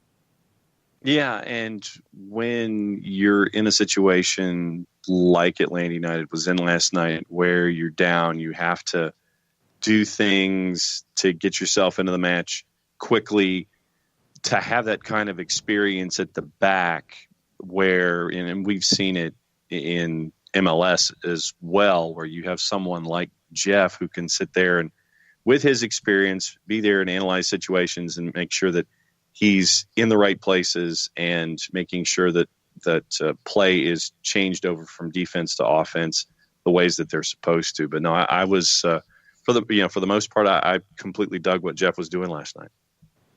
Yeah, when you look at the way things kind of worked out, he was advanced more. The Opta numbers on him, he was further forward than Miles and Parkhurst. Not quite up with Remedi, but in that gap between the central midfield and Julian Gressel. He filled that space really well, and it was difficult for Monterrey to deal with. And then when it switched to the 4-3-3, Jeff was the 6, and he was able to drop and make it a line of 3 when needed, but also step up into the midfield and play more as a midfielder as everybody started to push higher. If you're going to have 3 center backs against 1 forward, and we saw it last year too in the 3-5-2, someone has to step up. And Parkey did it occasionally. Jeff did it a lot. We've seen Leandro Gonzalez-Perez do that a lot. That's another reason why Miles Robinson, as the central of them against 1 forward, is very important, because it's basically Miles marking that player. And that's Miles' responsibility. He has cover from the other guy who stays, and then that frees up 1 center back to go. Defensively, it's worked pretty well. And I'm trying to go back into the timeline and before you do that, Cairo also said we have to improve from corners. It's all pretty static in the box, but that doesn't matter if we can't get the cross past the first defender. I was disappointed the subs were like for like and defensive. Go for it. They went for it by changing the formation, so you didn't have to necessarily do a non-like for like. I don't know what that would have been. Gordon Wild went through an extended warm-up at halftime. I thought maybe you were going to see him, and if you had done that, maybe Gressel would have pushed inside for Remedi, which is somewhat like for like, except a little more attack-minded. Didn't happen. I thought it was a possibility at one point. You could have went to a second forward. I don't know if that would have really changed much because you were throwing so many numbers forward. I'm not sure about that part. The service on set pieces, it is something that needs to be addressed a little bit more, and hopefully with these 2 extended breaks from league play, they'll have an opportunity to work a little more on set pieces. I prefer Ezequiel Barco's delivery on set pieces. I would like to see him be the regular corner kick taker and free kick taker when it's a cross. Shot, Pity Martinez has it. Kevin Kratz has it when he's on the field. Delivery, you're looking for a good ball into the 18. I would go with Ezequiel Barco. Yeah, no, that's how I would run it. But no, I was trying to find Ikeman07's comment about Miles. And it was last night was the first time I could see Robinson as the Parkey replacement. He's already tall, but his presence in the air last night made him look 7 feet tall. Yeah, I mean, his vertical. I remember at the Combine that year, he was the leader in the vertical leap, and, man, it shows. He's one you'd love to see more of a focus on set pieces. Give him an opportunity to go up and get one. I think if he can be more of that force in the box, that this team will look more effective on set pieces. And then defensively, I mean, the speed and the power and the leaping ability and his improved technical ability, Miles Robinson's a national team center back. And I hope that call continues to be made for him because he deserves it. He's not getting the attention he's deserved in the early going and for Atlanta United, not nationally anyway. Nathan Humphrey chimes in. I've been one of the biggest Barco critics out there, but have to admit he looked great last night. Totally different player. Hope we see more of this new and improved Barco. I thought we saw this type of Barco in the Kennesaw match as well. And it's interesting that it's kind of unlocked for him when he drops in a little deeper And again, looking at the average positions last night from Opta, he's behind Pity, Martinez, and Joseph. And that's very important. I think he was an important link between Remedi Nagbe and Joseph Pity. He did the job. He earned dangerous free kicks. He created chances, and he needs to continue along that play. I've said it from early on. I feel like his ultimate role is going to be as a 10. Now, you can play with 2 10s if they're on the same page, or if one is going to do what Barco's done in these 2 games where I think he stood out, where he lets Pity be completely free in the final third, and Barco does the job in behind him. When they rotate, Barco will slide deep, Pity will move higher. If Barco is going to consistently do that, it can work. It can work really well, but I think he's that creative number 10.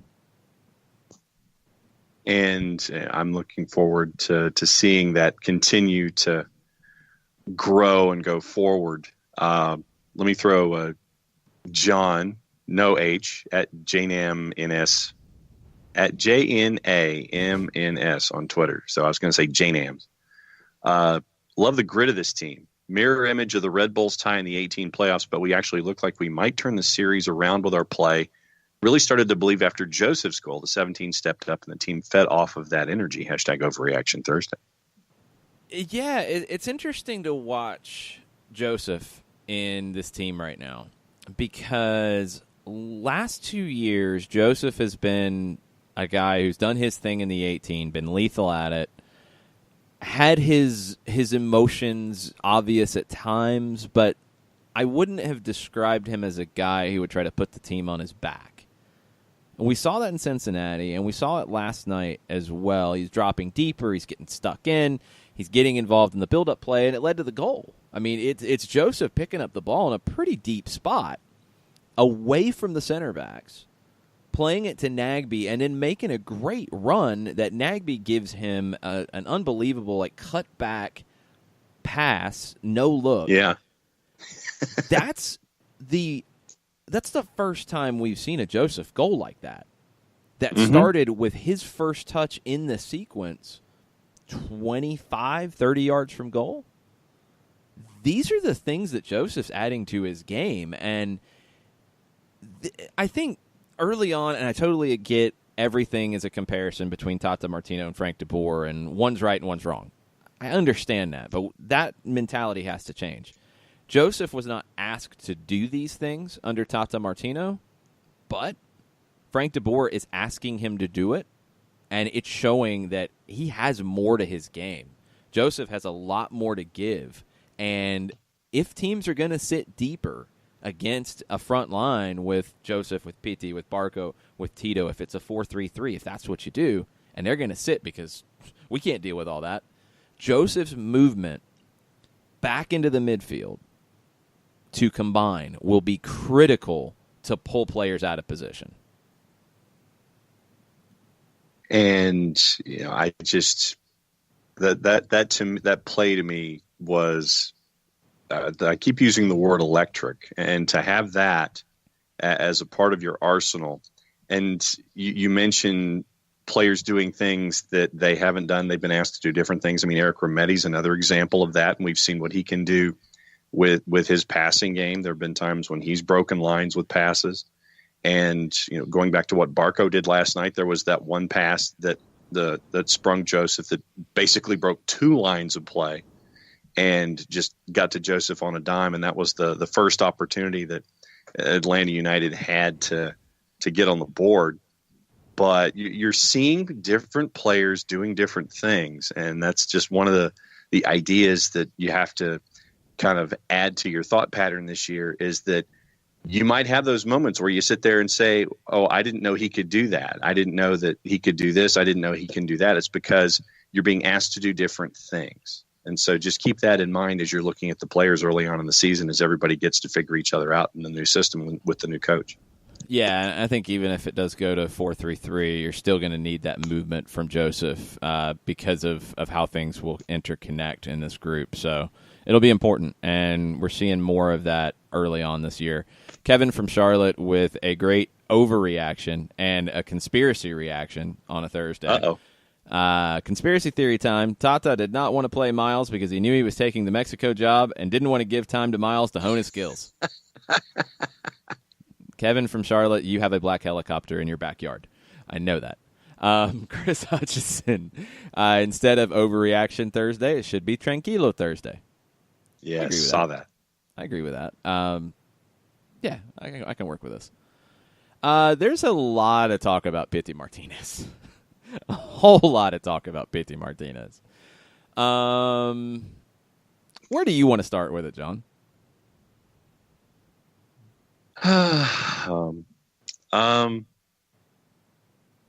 He's not 90 minutes match fit yet. It's building, period. It's going to continue to build, period. We know he's frustrated because he wants to contribute. It's going to happen. It's going to evolve.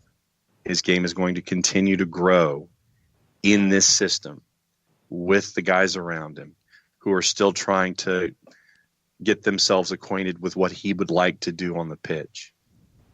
It's just all of the characters that I see about Pity Martinez. It's just you just kind of open your eyes really wide and you clear your throat and you're just kind of going, okay, overreaction Thursday. I'm being pragmatic and patient about the whole thing. It's like, let him grow into the side. He really didn't get a whole lot of rest in transitioning into Atlanta United. It's a new country. It's new teammates. It's a new system and approach and coach and lifestyle and all this kind of stuff. So just be patient. I know the expectation level is astronomical, but just let it happen. It's going to get there.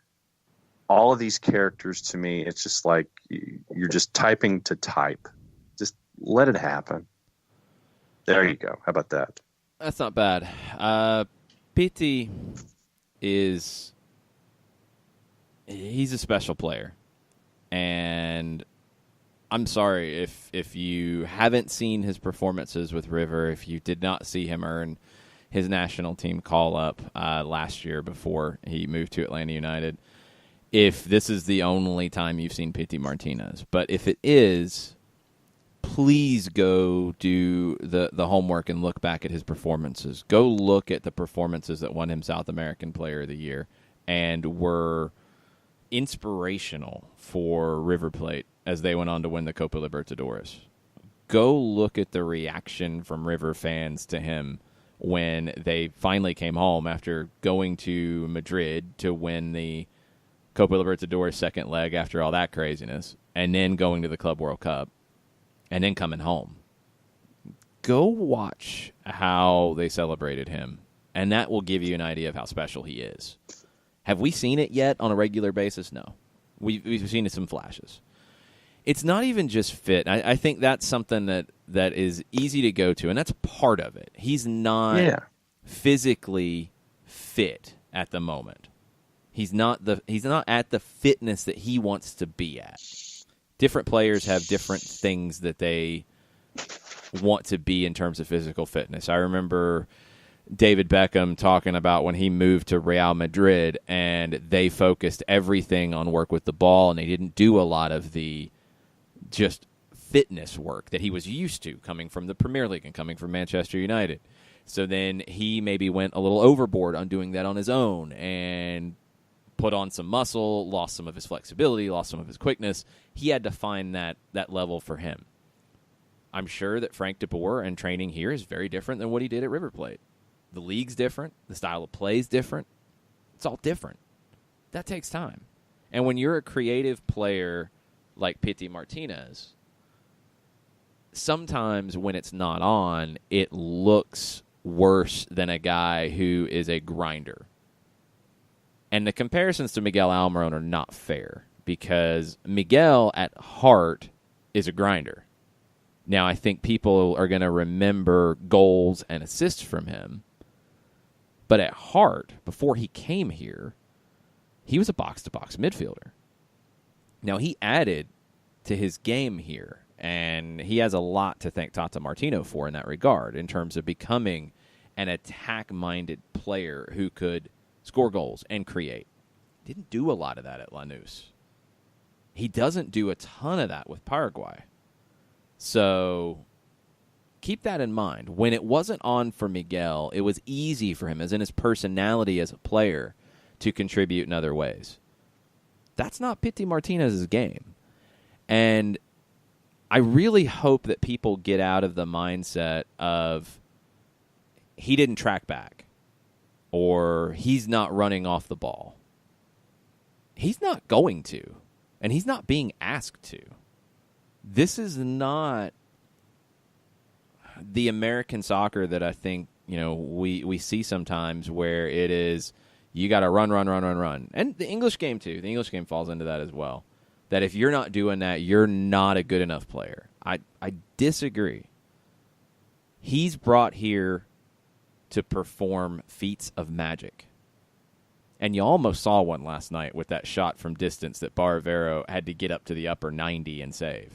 You almost saw it with the shot off the corner that came back to him, and he curled it with the left foot almost into the far upper 90. It's getting there. It's not where you want to be. Now, I'm not opposed, and now the way the schedule is going to work out, I don't think this is going to come to fruition anyway. But I'm not opposed, and if he's comfortable with it and everybody's on the same page about why this is happening, if he came off the bench on Sunday, for example, and came in as an impact sub 20 minutes left, 30 minutes left, to try to help him feel more comfortable on the field, cool. No problem with that at all. No issues with that.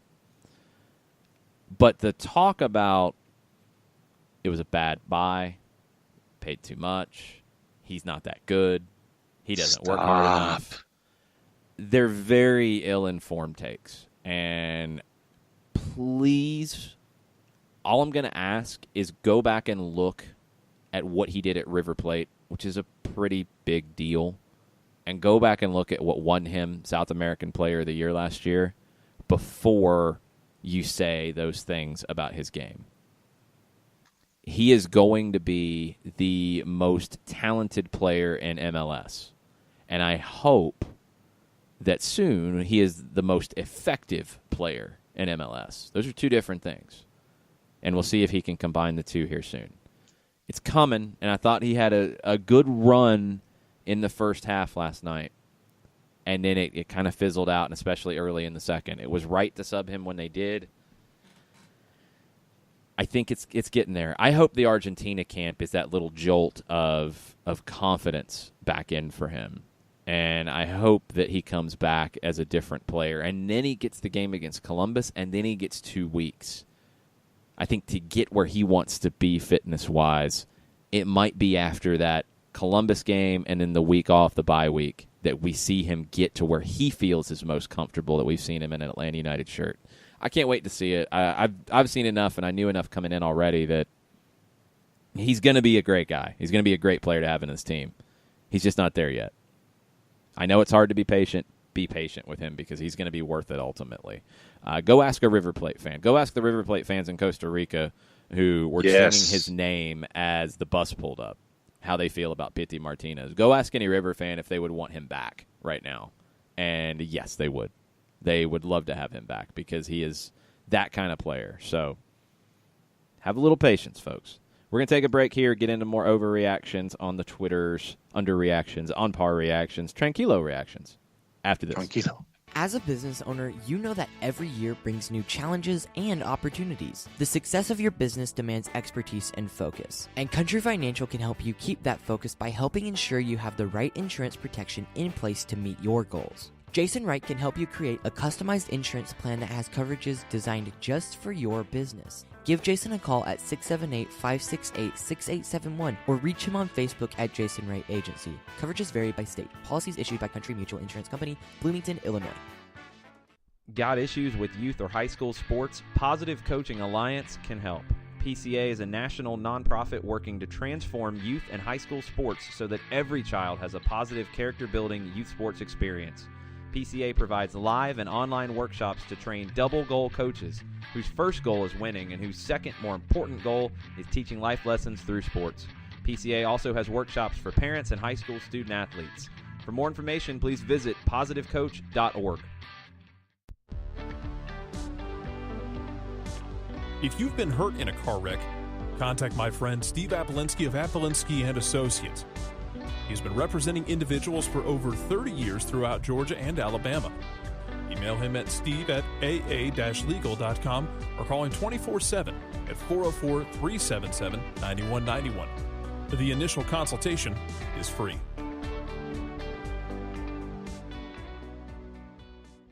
I adopted Bento in 2010 from a shelter. This cat makes me make art. He's always motivating me to draw pictures of him. He just is motivating artistically. He's my best friend, but a lot of people know him as Keyboard Cat. Keyboard Cat, YouTube star and shelter pet. Amazing adoption stories start in shelters. Start yours today. Visit theshelterpetproject.org to find a pet near you. Brought to you by Maddie's Fund, the Humane Society of the United States, and the Ad Council.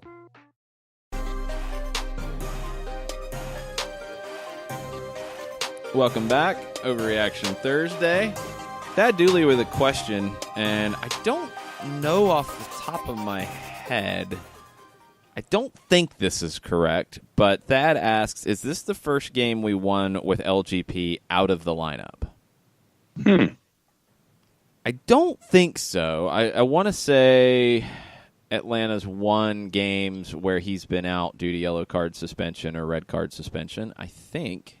But I have to go back and look in the archives. So if anybody's got that number handy, we can crowdsource it. So dig in. Yes. I know he missed, he had the red card in Minnesota last year, so he missed the next match.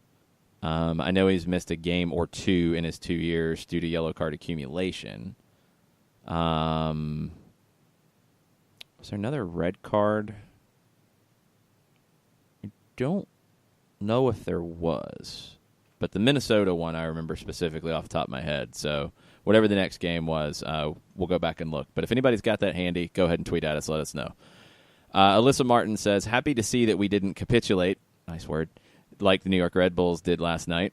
They fought with honor and earned respect. Tito needs to see the field as PT needs rest. Pogba, I think, is going to be really good, and I'm cautiously optimistic that we're about to start dominating MLS again. What'd you think about Tito last night?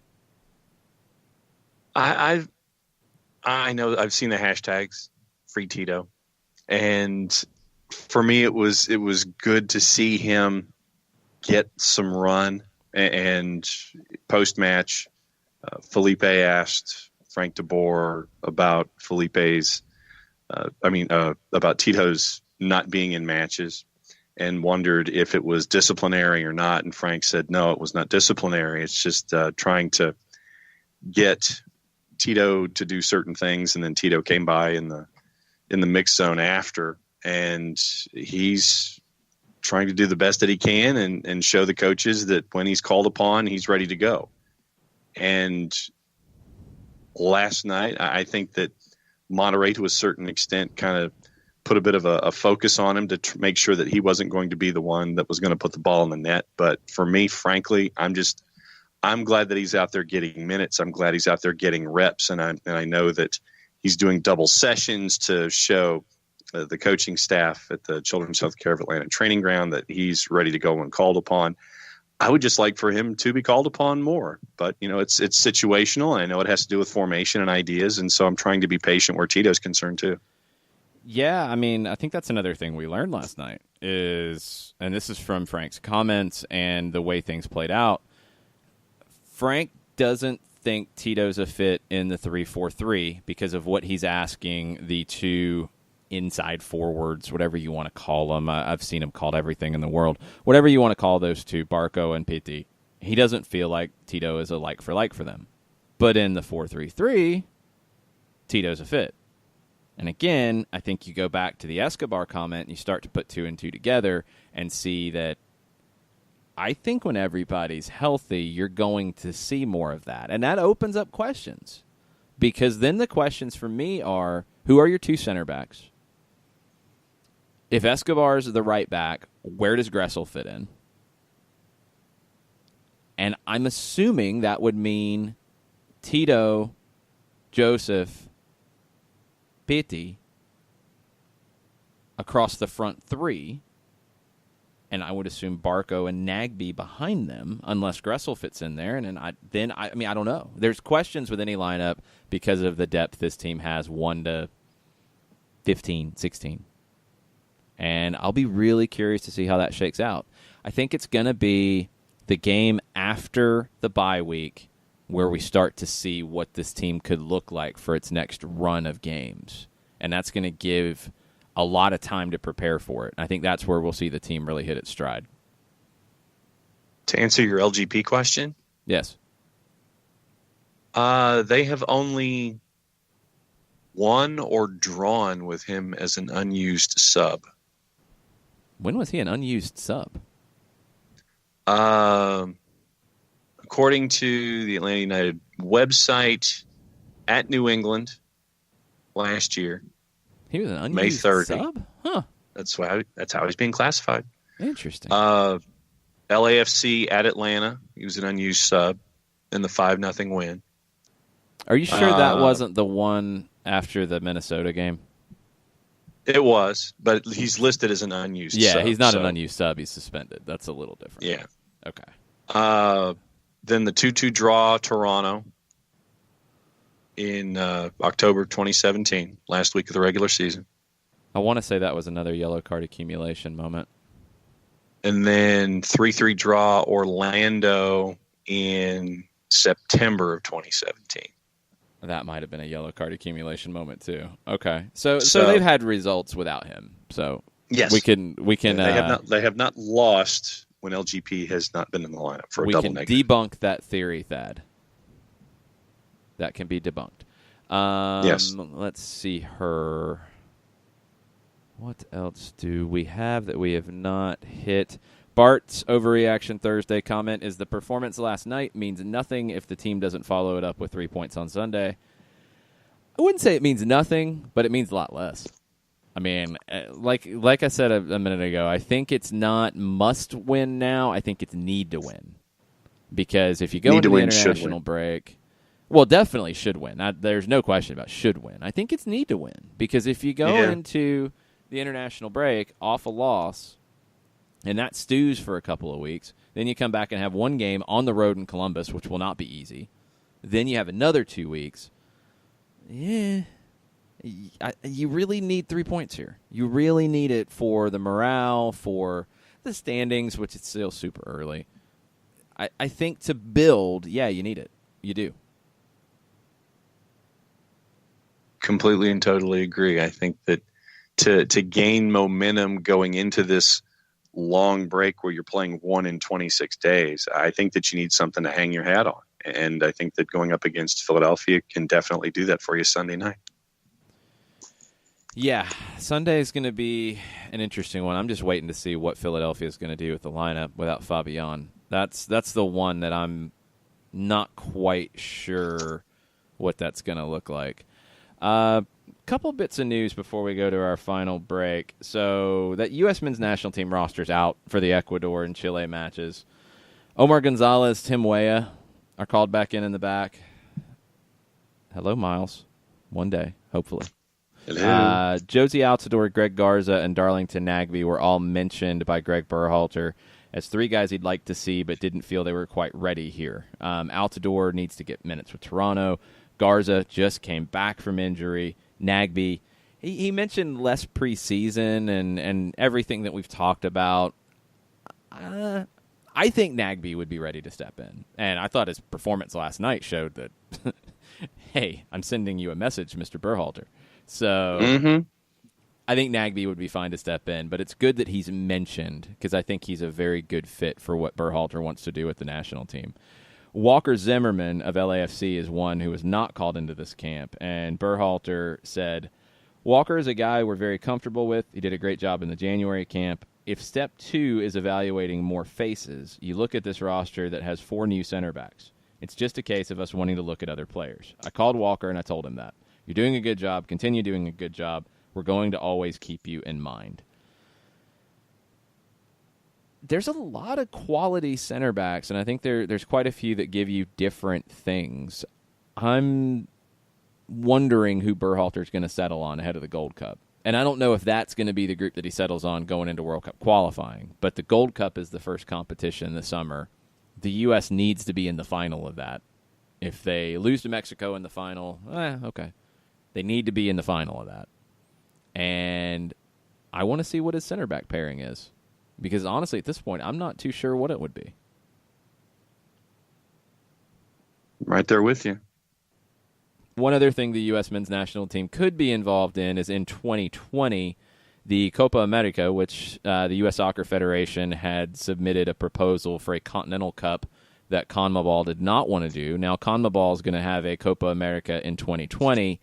It will be hosted by Argentina and Colombia, which are not exactly next to each other.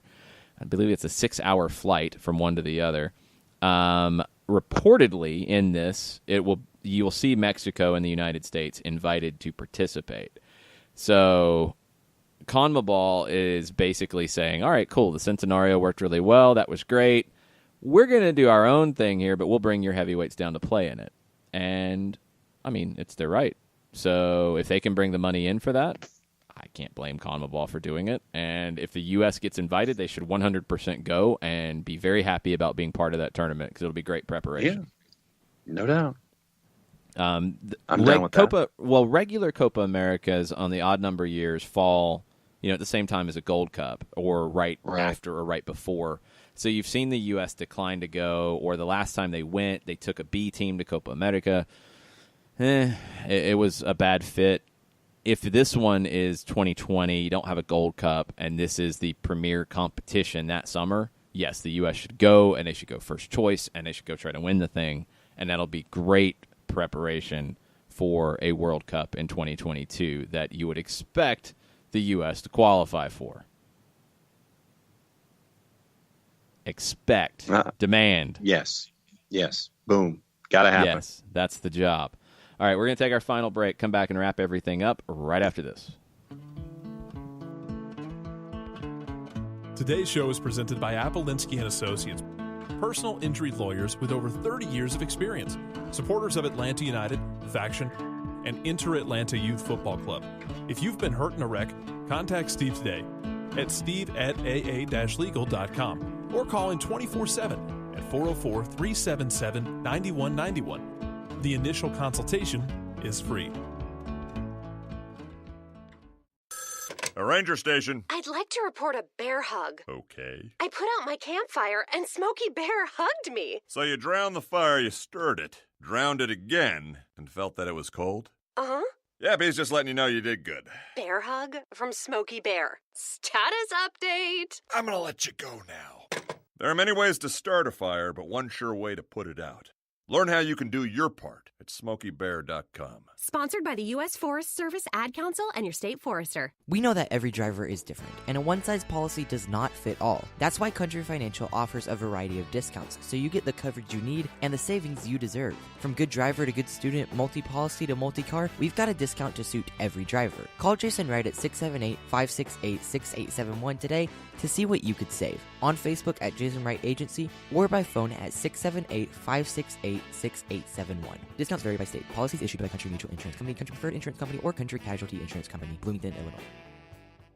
Every hiring manager knows that a company is only as good as the people it's made from. So where do you find the best people? That may surprise you.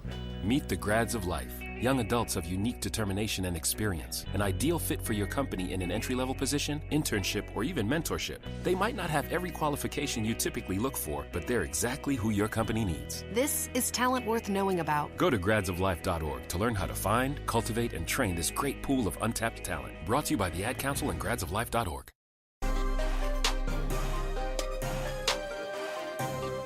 Welcome back. Putting a bow on Overreaction Thursday. We'll get to a few more as we head into stoppage time. Old Swarthy. God, still one of my favorites. Tata Waka Flame and Old Swarthy. I need a picture of them or something.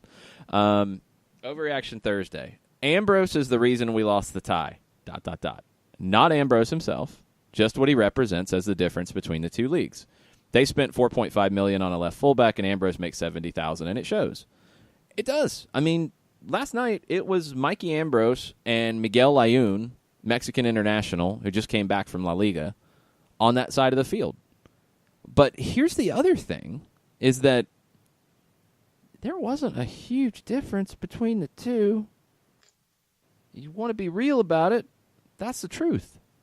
Now, I don't know what that says over the long term. Miguel Layun's a better player over the long term. We know that. But how players are valued, where salaries are, the level of players like Mikey Ambrose, I think a lot of that needs to be reevaluated as this league continues to grow and as the American player gets better and has better development coming up and all these different elements to it. It's not the old school way of comparing.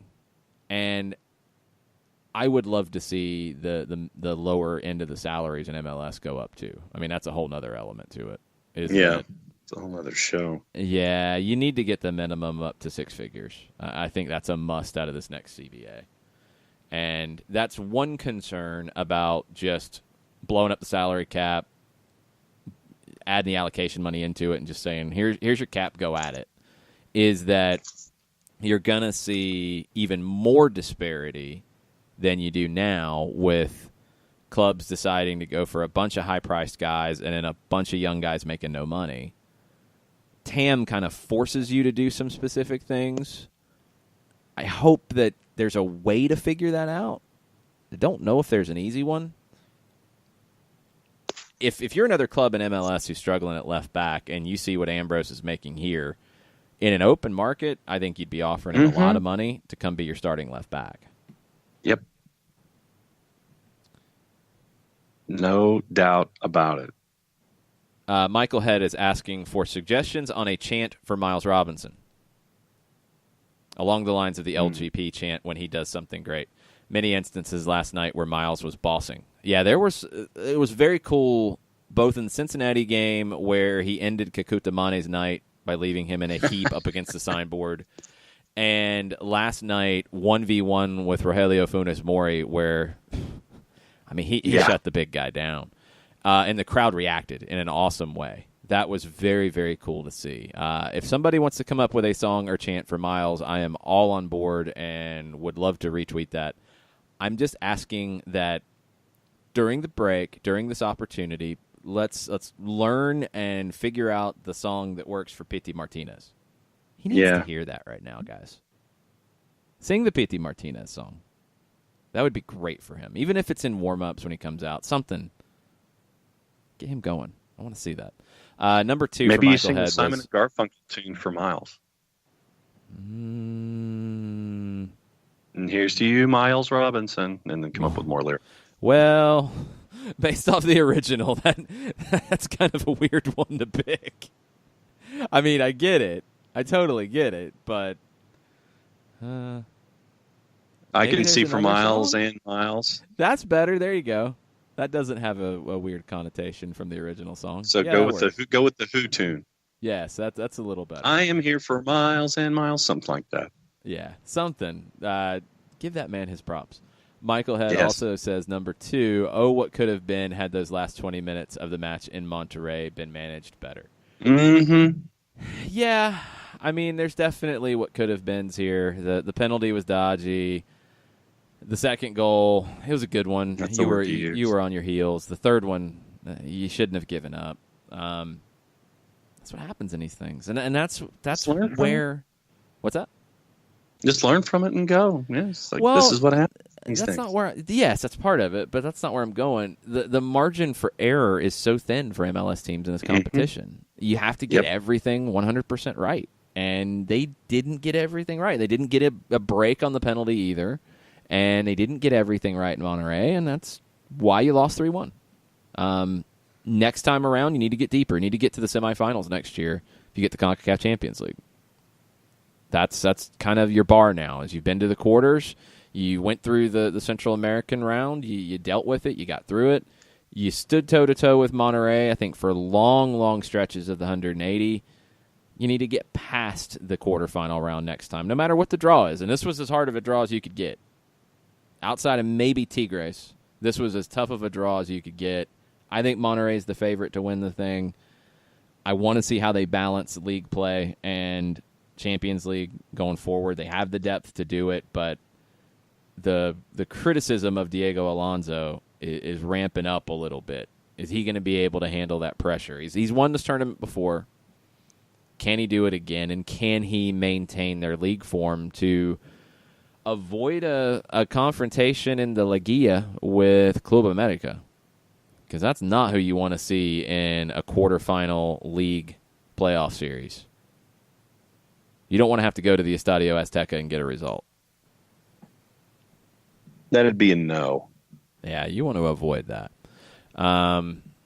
Let's see here. Garlic Bread Warlord with a plug for Fanatis.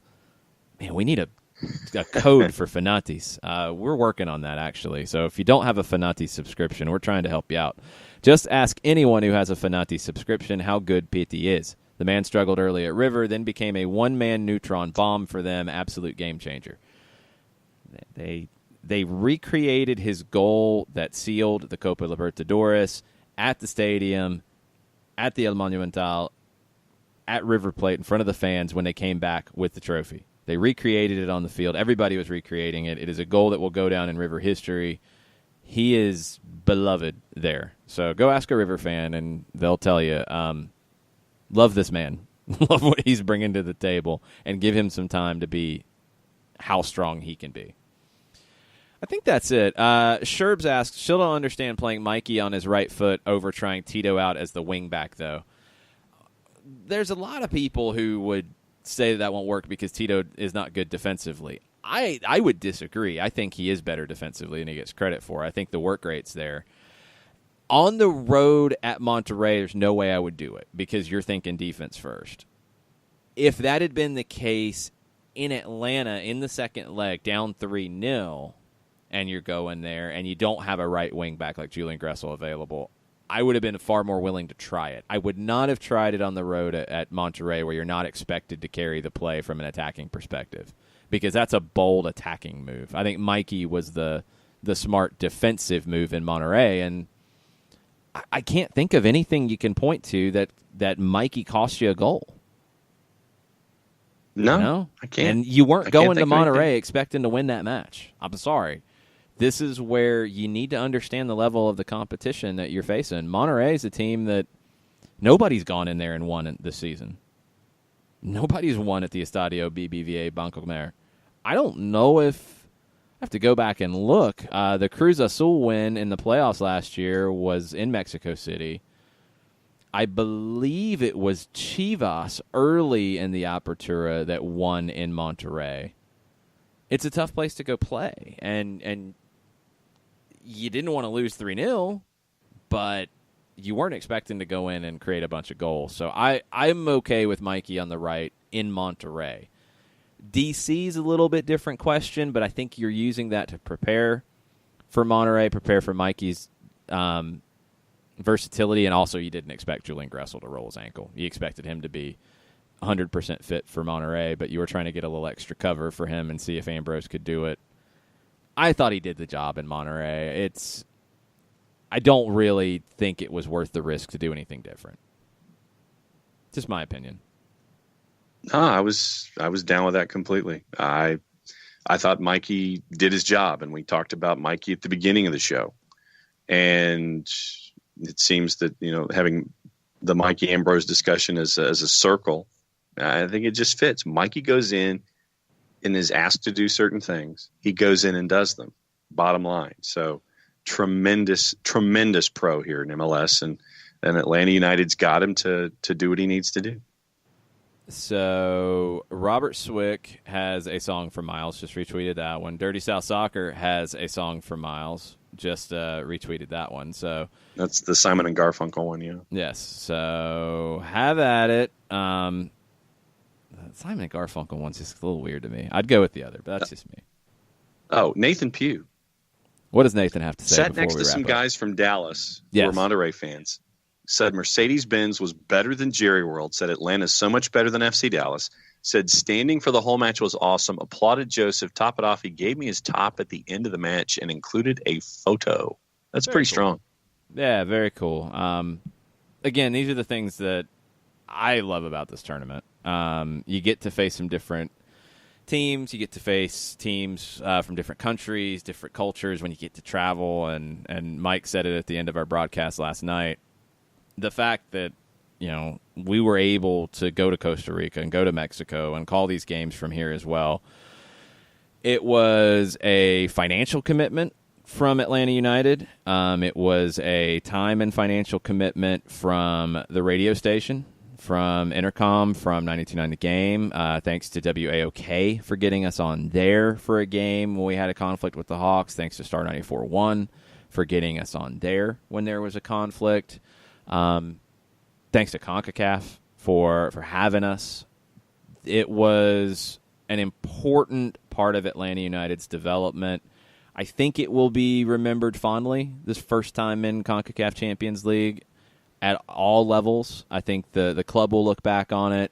I think fans will look back on it. And these types of personal connections that fans have created are very cool. And, I mean, I'm going to keep up with what's going on with Herediano and Monterrey a little bit now that we've just seen them recently. I want to see how they do. I want to see, Herediano bounce back. Hernan Medford was released from his deal. Alfred Soto's back in charge.